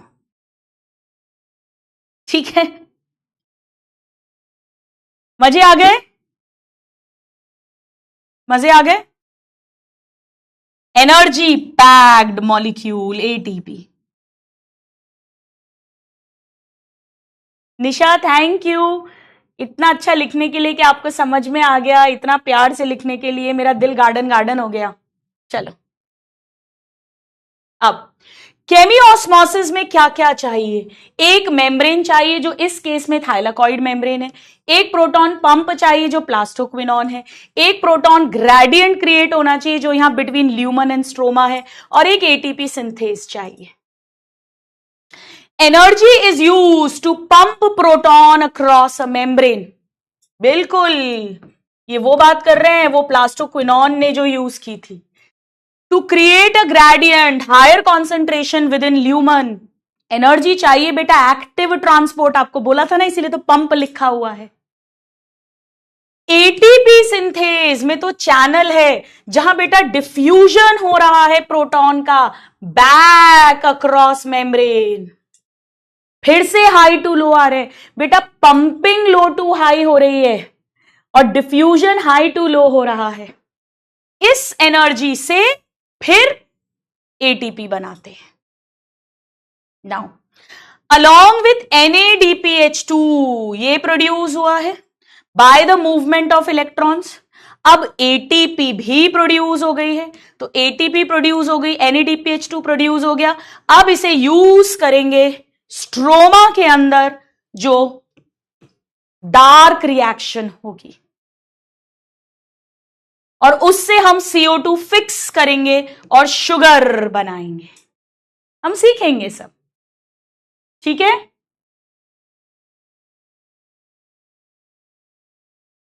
आओ थोड़े से पहले क्वेश्चंस करते हैं, थोड़े से क्वेश्चंस करते हैं, फिर स्टोरी को आगे बढ़ाएंगे। चलिए करिए ट्राई। पोल लगा दिया है मैंने आपके लिए, करो ट्राई। मजे आ गए?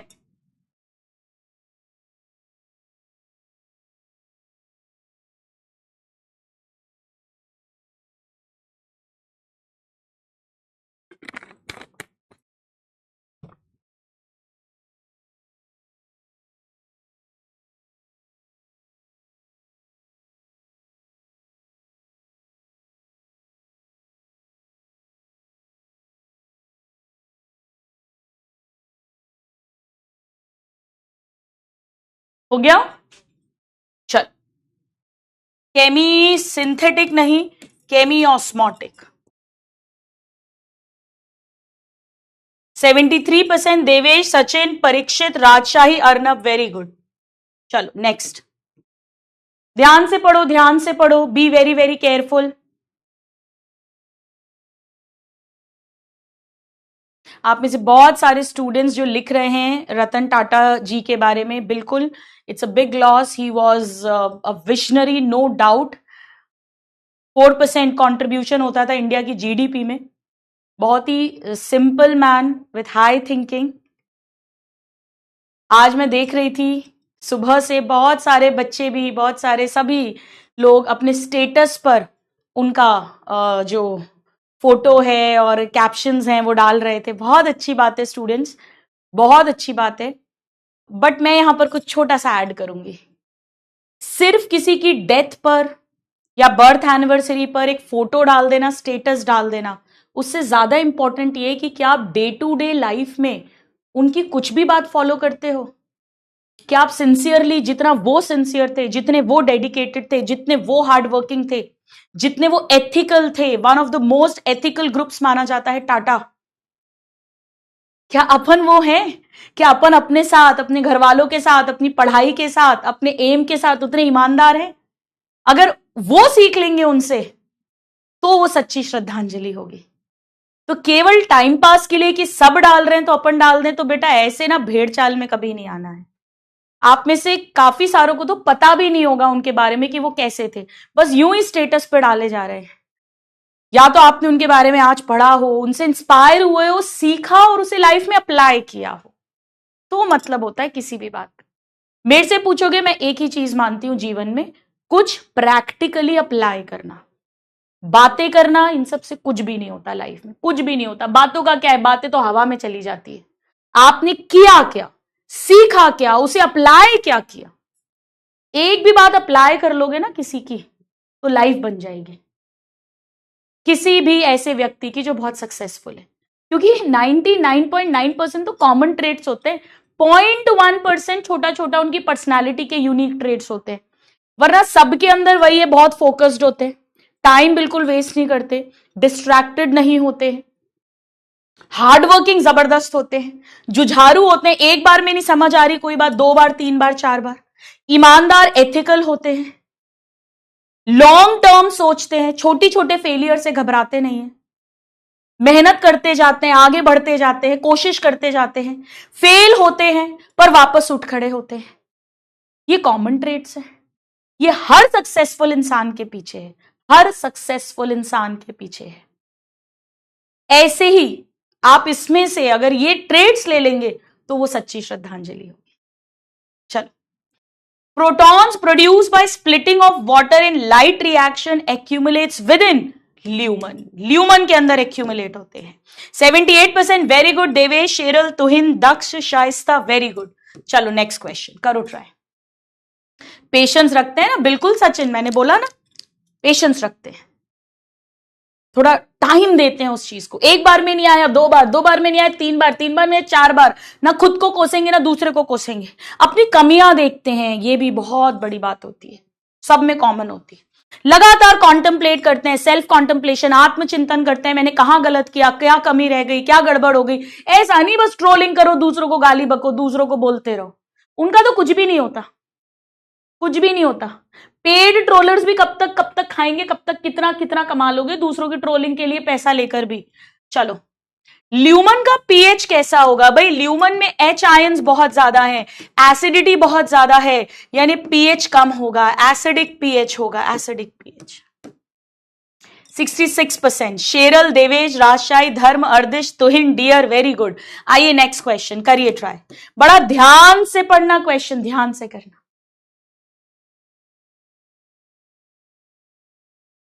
मैंने एक बहुत अच्छी बात पढ़ी थी, आपको बहुत अजीब लगेगी शायद सुन के। उनसे किसी ने पूछा कि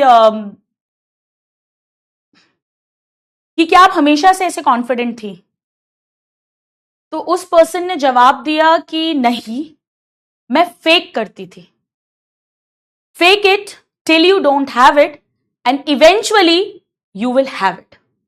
मतलब जब तक आप कॉन्फिडेंट नहीं हो, आप एटलीस्ट दिखाओ कि आप कॉन्फिडेंट हो, आप मानो कि आप कॉन्फिडेंट हो, और अल्टीमेटली आप एक दिन कॉन्फिडेंट बन जाओगे। अब ये बड़ी अजीब सी बात लगती है, आप अल्टीमेटली एक दिन कॉन्फिडेंट कब बन जाओगे? जब आप लगातार उस पर वर्क भी कर रहे हो। ऐसे बैठे बैठे इतरा रहे हैं, शाणपंती कर रहे हैं, तो कुछ भी नहीं होने वाला है।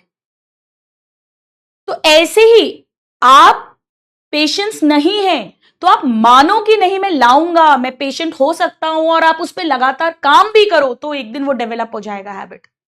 बड़ा पहले ही हार मान लोगे, मैं तो हो ही नहीं सकता, मुझसे तो होता ही नहीं है, मैं तो बचपन से ही ऐसा हूं, तो फिर किसको क्या पड़ी बेटा? दुनिया में लोग आ रहे हैं, जा रहे हैं, जीवन जीवित हो रहे हैं, मर रहे हैं, किसी को कोई फर्क नहीं पड़ता आपके साथ क्या हो रहा है क्या नहीं हो रहा है। आपका जीवन आप भोगोगे, सुख भी आप भोगोगे, दुख भी आप भोगोगे, किसी को कोई फर्क नहीं पड़ने वाला। आपको अपनी लाइफ बनानी है तो बनाओ, नहीं बनानी है तो मत बनाओ, किसी का कोई फर्क नहीं पड़ रहा है।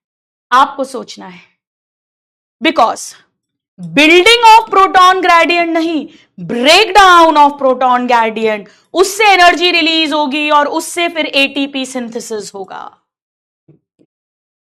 52% ने सही दिया है। देवेश, विकास, शरीन, लवनीन, आदर्श, प्रखर। बेटा अभी अभी तो सिखाया था तुम लोगों को, बिल्डिंग से थोड़ी ना एनर्जी रिलीज होती है बेटा।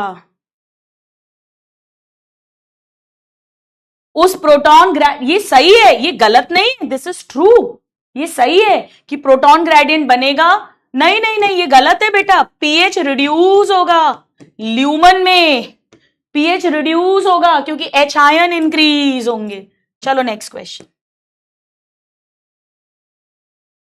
अपनी लाइफ बनाने की सोचो, फाइनेंशियली इंडिपेंडेंट होने की सोचो। एक ही चीज दिमाग में रखो, अभी अपना लक्ष्य, अपना ध्येय, अपना एम पढ़कर एक करियर बनाने का है, ताकि अपन अपना जीवन जीने लायक बने। अभी तो अपन अपना जीवन जीने लायक भी नहीं है जब तक अपन अपने हाथ से कुछ काम करने लायक नहीं होते।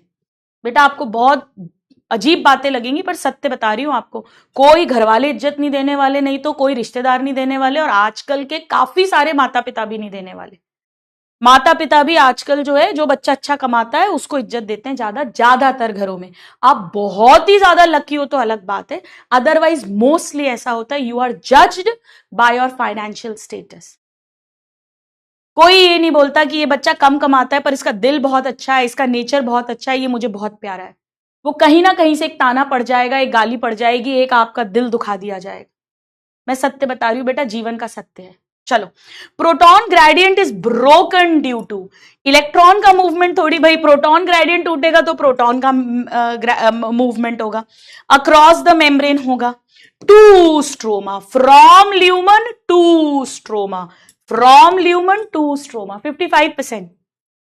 Devesh, Arnab, dear, Shivani, Ansari, Saddaf, Manyata, very good. और एक बात और बता दूं मैं आपको, आप लकी हो या नहीं इतने माता पिता के मामले में, बेटा वो अभी पता नहीं चलेगा, अभी तो यंग हो, अभी नहीं, इतनी जल्दी नहीं पता चलेगा। अभी 2 3 4 साल 5 साल निकलने दो जरा, अभी तो आपकी उम्र हुई है कमाने की। जस्ट अभी अभी कितने ड्रॉपर्स हो गए? 2 साल 3 साल 4 साल, 4 साल ड्रॉपर्स भी नहीं हो गए, 2 3 साल ड्रॉपर्स हो गए। अभी समय तो निकलने दो जरा, हार्डशिप्स फैमिली में आने तो दो, फिर पता चलेगा कौन कितना सगा है आपका। अपने ईश्वर से जुड़ो, अपने इष्ट से जुड़ो और मेहनत करो जहां हो, ईमानदारी से, दिलो जान लगाकर।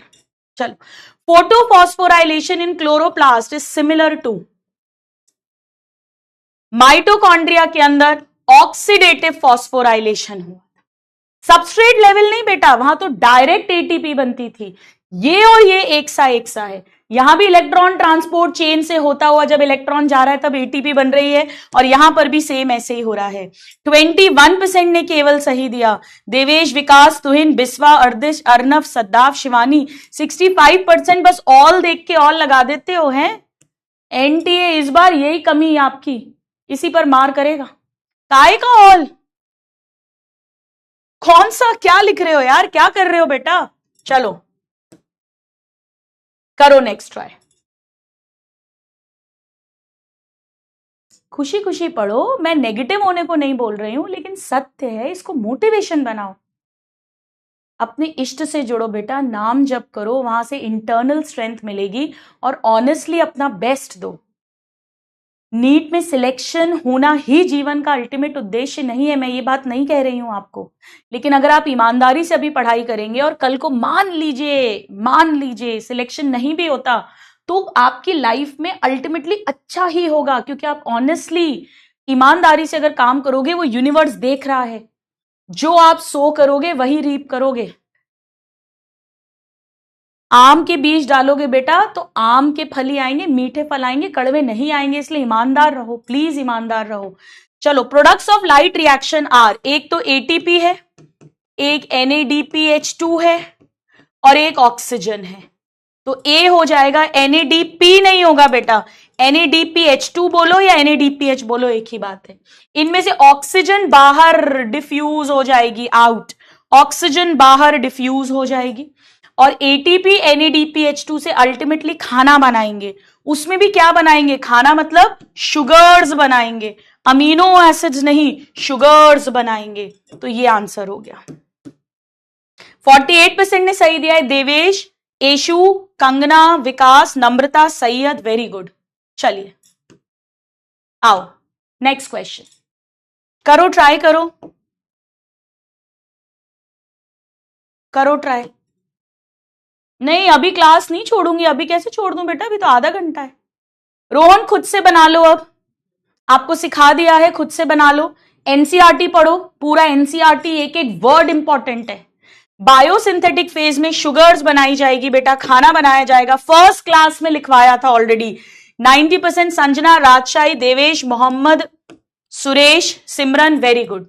चलो नेक्स्ट क्वेश्चन करो ट्राई।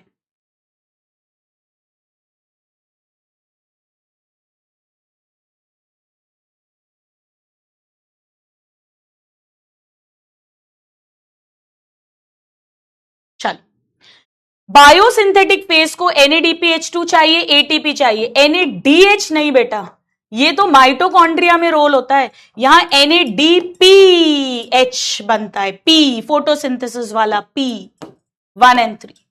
61% अमन, देवेश, विकास, अर्दिश, सुरेश, वैदिक, वेरी गुड। चलो ये अभी नहीं आएगा, ये अभी नहीं आएगा, अब आएगा। आओ नेक्स्ट हेडिंग लिखो, नेक्स्ट हेडिंग लिखो, लाइट रिएक्शन आज कंप्लीट हो गया। लाइट रिएक्शन में हमने फोटो सिस्टम क्या है, फोटो सिस्टम 1 क्या है, फोटो सिस्टम 2 क्या है, एटीपी कैसे बनती है, cyclic, non cyclic, actually ATP कैसे बनती है, केमी ऑस्मोसिस, NADPH2 कैसे बनता है, ऑक्सीजन कब रिलीज होती है, वाटर की स्प्लिटिंग क्या होती है, सब मस्त तरीके से पढ़ लिया।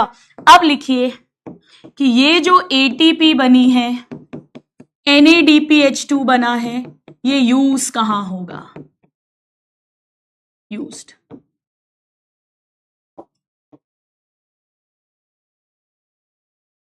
First point, products of light reaction,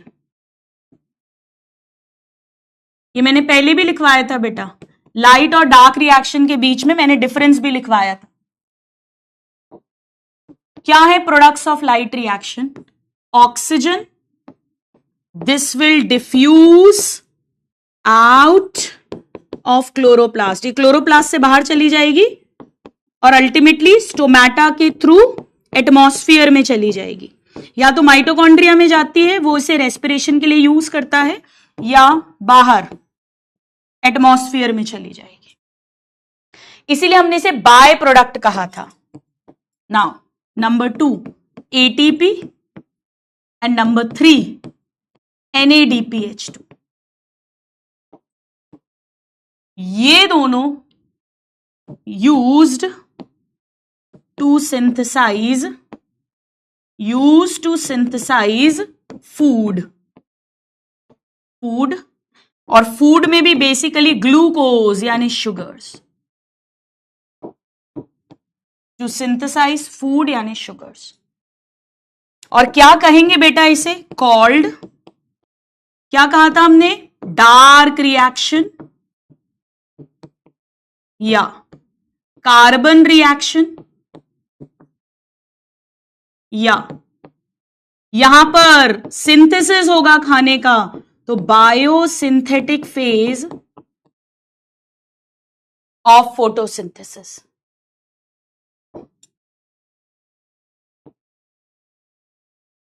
along with ATP और NADPH2 के साथ पानी एंड CO2 भी चाहिए। आपको याद है फर्स्ट क्लास में पढ़ाया था बेटा, कार्बन डाइऑक्साइड एटमॉस्फेयर से आएगी, वाटर सॉइल से रूट्स के थ्रू, जाइलम के थ्रू आएगा, ATP NADPH2 लाइट रिएक्शन से प्रोड्यूस हुई है, ये सब से मिलाकर खाना बनेगा इन स्ट्रोमा, स्ट्रोमा के अंदर, इन स्ट्रोमा। लिख लो एक बार, सब लिख लीजिए एक बार प्लीज।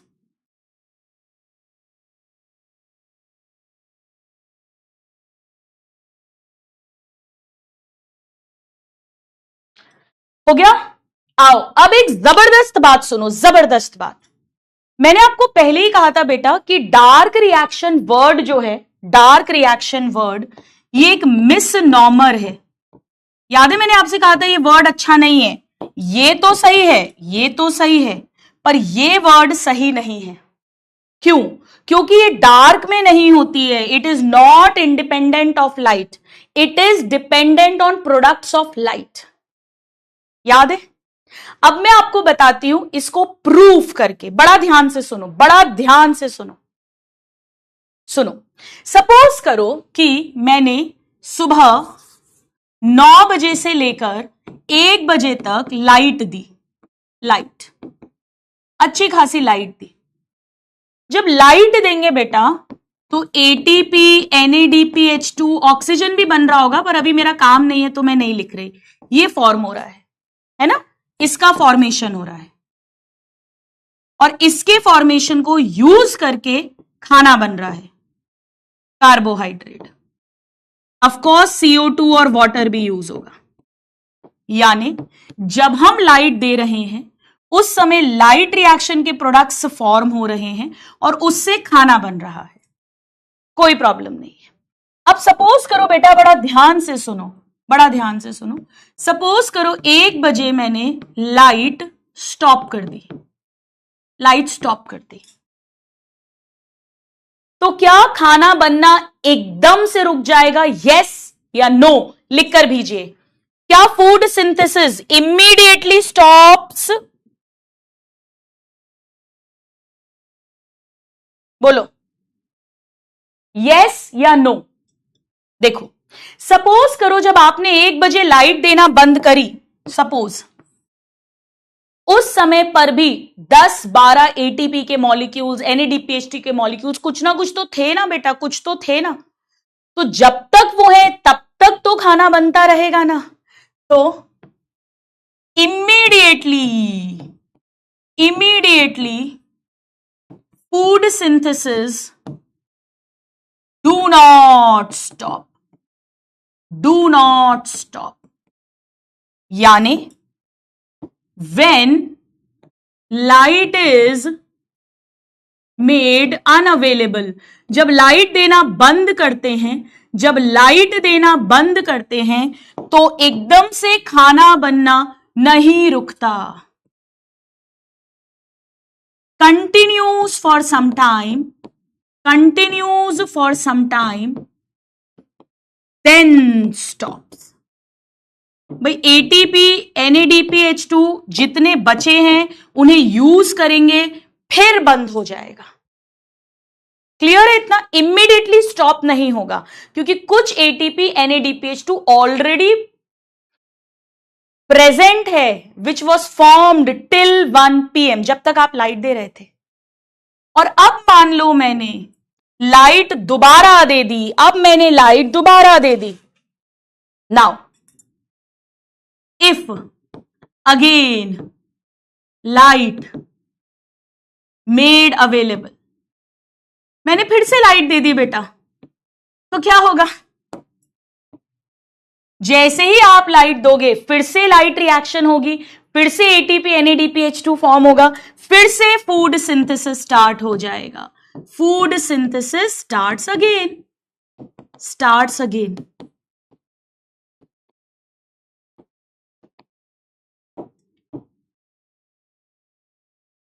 अगर ये सिर्फ अंधेरे में होता तो यहां भी खाना बनते रहना चाहिए था, बट ऐसा नहीं है बेटा। डार्क रिएक्शन बस इसलिए कह रहे हैं क्योंकि इनडायरेक्टली लाइट पे डिपेंडेंट है, बट लाइट पे है डिपेंडेंट, भले ही इनडायरेक्टली है। जब तक आप लाइट दोगे तब तक खाना बन रहा है, तब तक खाना बन रहा है। जब आपने लाइट अचानक से देना बंद की तो थोड़ी देर तक खाना बनेगा, जब तक ATP NADPH2 already synthesized consume ना हो जाए, फिर रुक जाएगा। और जैसे ही आप दोबारा से लाइट दोगे फिर से न्यू एटीपी न्यू NADPH2 बनेंगे, न्यू एटीपी न्यू NADPH2 बनेंगे, और फिर से नया खाना बनना शुरू हो जाएगा। यहां तक बिल्कुल अच्छे से समझ में आ गया? घर पे लिख लेना, होमवर्क लिख लो। चलो इस स्लाइड को होमवर्क लिख देती हूं, अगर आपने नहीं लिखा है कोई बात नहीं। एक बार अपनी एनसीईआरटी निकालिए प्लीज, एवरीबॉडी अपनी एनसीईआरटी निकालो, एनसीईआरटी निकालो, खोलो एनसीईआरटी खोलो। Products of light reaction, ATP NADPH2 and oxygen. Oxygen diffuses out of chloroplast, इसका फोटोसिंथेसिस में रोल नहीं है आगे, but ATP NADPH2 are used leading to synthesis of food, more accurately sugars. खाना बनाना है वो भी शुगर, यानी biosynthetic phase does not directly depend on presence of light but is dependent on products of light reaction, that is ATP and NADPH2 besides CO2 and water। CO2 भी चाहिए, पानी भी चाहिए, ATP भी चाहिए, NADPH2 भी चाहिए। ये मैं ऑलरेडी लिखवा चुकी हूं बेटा लेक्चर के अंदर, नोट्स में मैं दोबारा इसीलिए नहीं लिखवाया है। अब इसको वेरीफाई कैसे करोगे?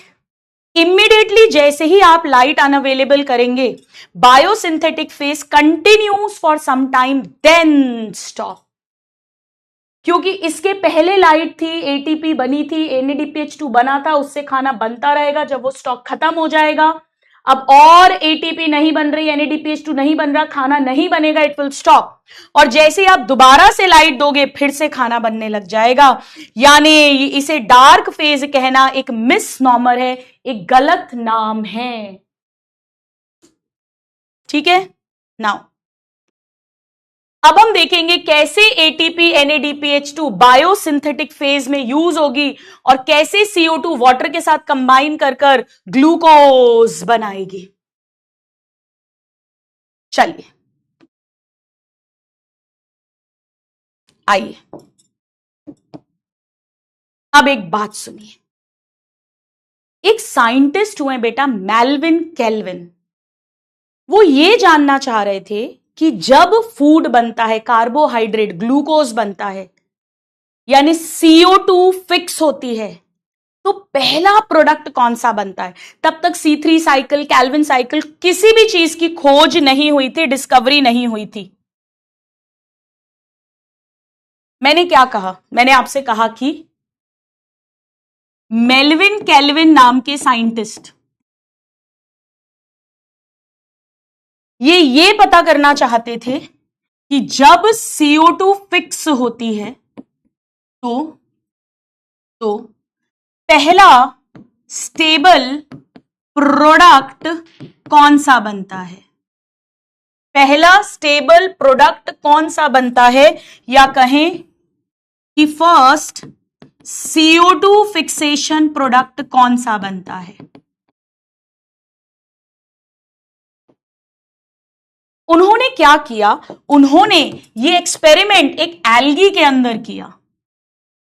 एल्गी, क्लोरेला बेटा अगर आपको याद हो, मैंने बायोलॉजिकल क्लासिफिकेशन में पढ़ाया है। ये ग्रीन एल्गा है वैसे, पर अब इसे प्रोटिस्टा किंगडम में रखते हैं क्योंकि ये सिंगल सेल होता है। इसे स्पेस एल्गा भी बोलते हैं। साइंटिस्ट इसको स्पेस में यूज करते हैं सोर्स ऑफ फूड की तरह।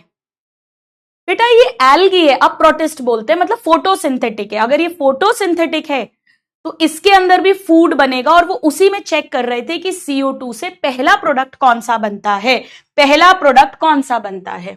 सो यूज्ड बोलो या वर्कड ऑन बोलो, एक ही बात है बेटा, कुछ भी लिख दो, इसमें क्या बड़ी बात है। वर्कड ऑन, ये लो। प्रॉब्लम क्या होती थी बेटा, बॉडी के अंदर, सेल के अंदर और भी बहुत सारे मॉलिक्यूल बनते रहते हैं कार्बन वाले, तो उन्हें समझ नहीं आ रहा था कि ये फोटोसिंथेसिस में पहला कौन सा बनता है। तो उन्होंने क्या किया, ही यूज्ड कार्बन 14। बेटा नॉर्मली कार्बन 12 होता है, लेकिन कार्बन 14 रेडियो एक्टिव आइसोटोप है, आप जानते हो।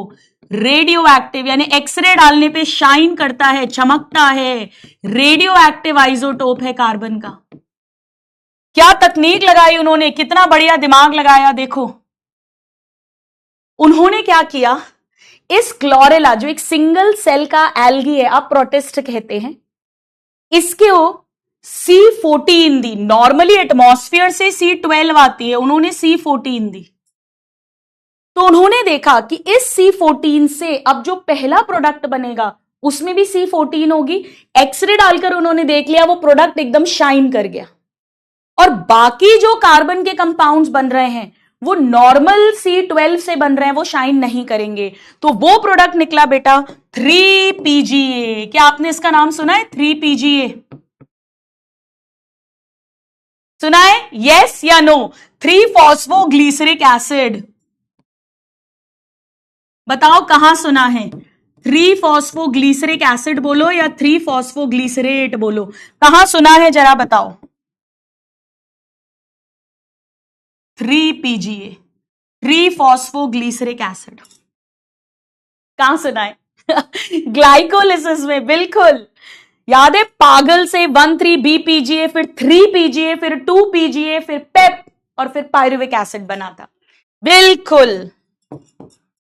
नाउ ये एक ऑर्गेनिक एसिड है 3 कार्बन का, 3 कार्बन का ऑर्गेनिक एसिड है। इसमें कार्बन है, ऑफ कोर्स है, ऑर्गेनिक है, और 3 कार्बन है, फॉस्फोग्लिसरिक एसिड।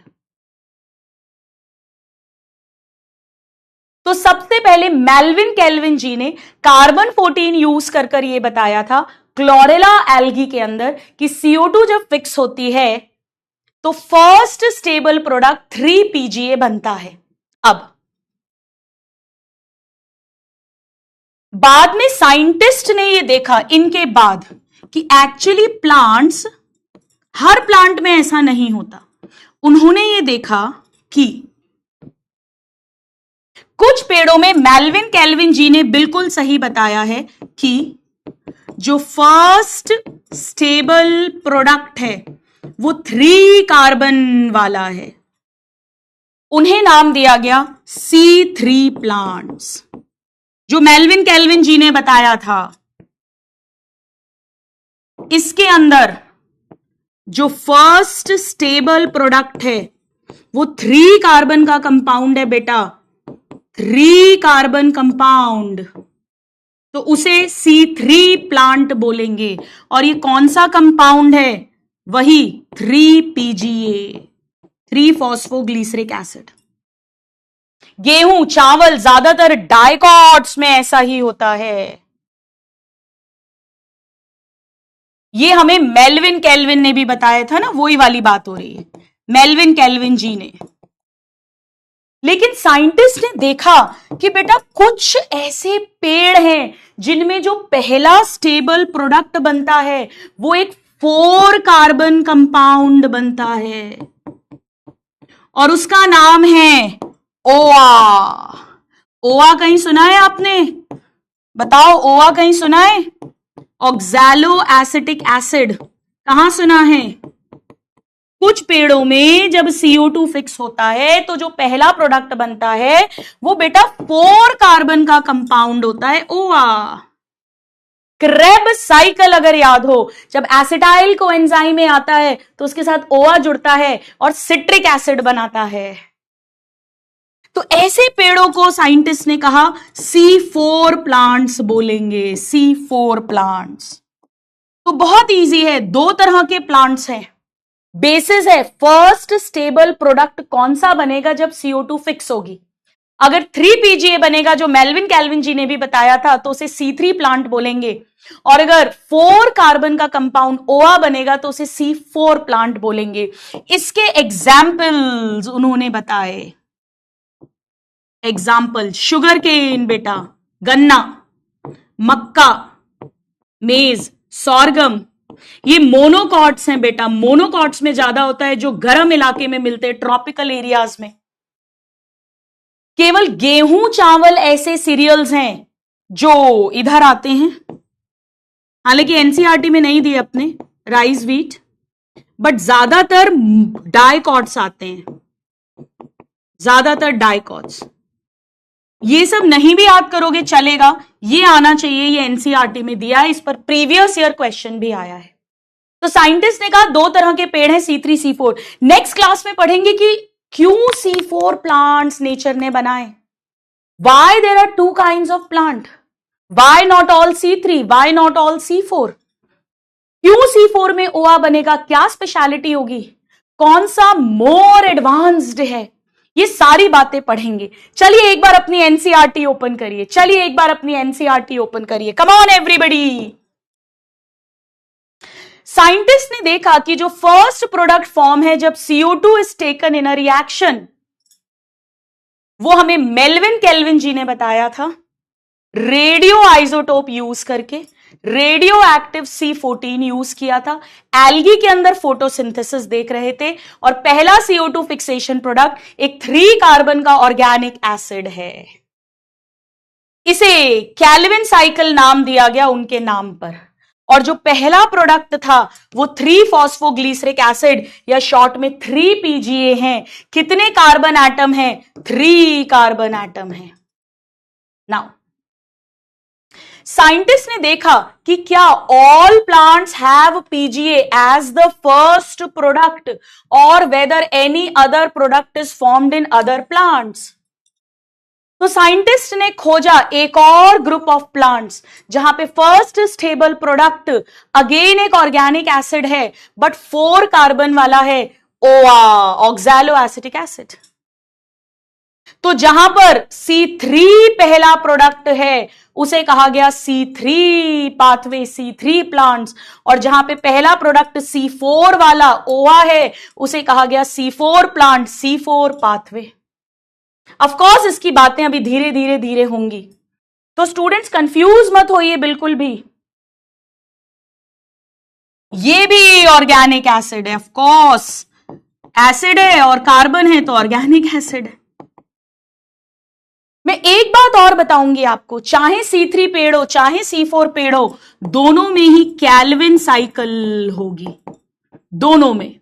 और कैल्विन साइकिल से खाना बनेगा, कैल्विन साइकिल से इसमें भी और इसमें भी, दोनों में ही फूड सिंथेसिस होगा, फूड सिंथेसिस। ये लाइन अभी समझ नहीं आएगी, इसे हम नेक्स्ट क्लास में करेंगे, ठीक है, इसे हम नेक्स्ट क्लास में करेंगे। ऑल राइट स्टूडेंट, तो आज का होमवर्क देने के पहले मैं आपको बता दूं, एक बस आपको इंट्रोड्यूस करना था। वैसे आप सबने नाम सुना होगा PW का नेशनल स्कॉलरशिप टेस्ट, NSAT। ये free education and accommodation provide करता है सभी विद्यापीठ पाठशाला सेंटर्स पर।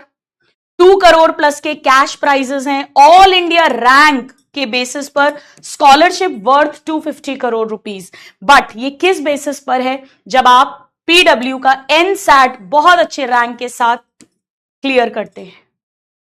ऑफलाइन ऑनलाइन दोनों मोड में एग्जाम होगा बेटा।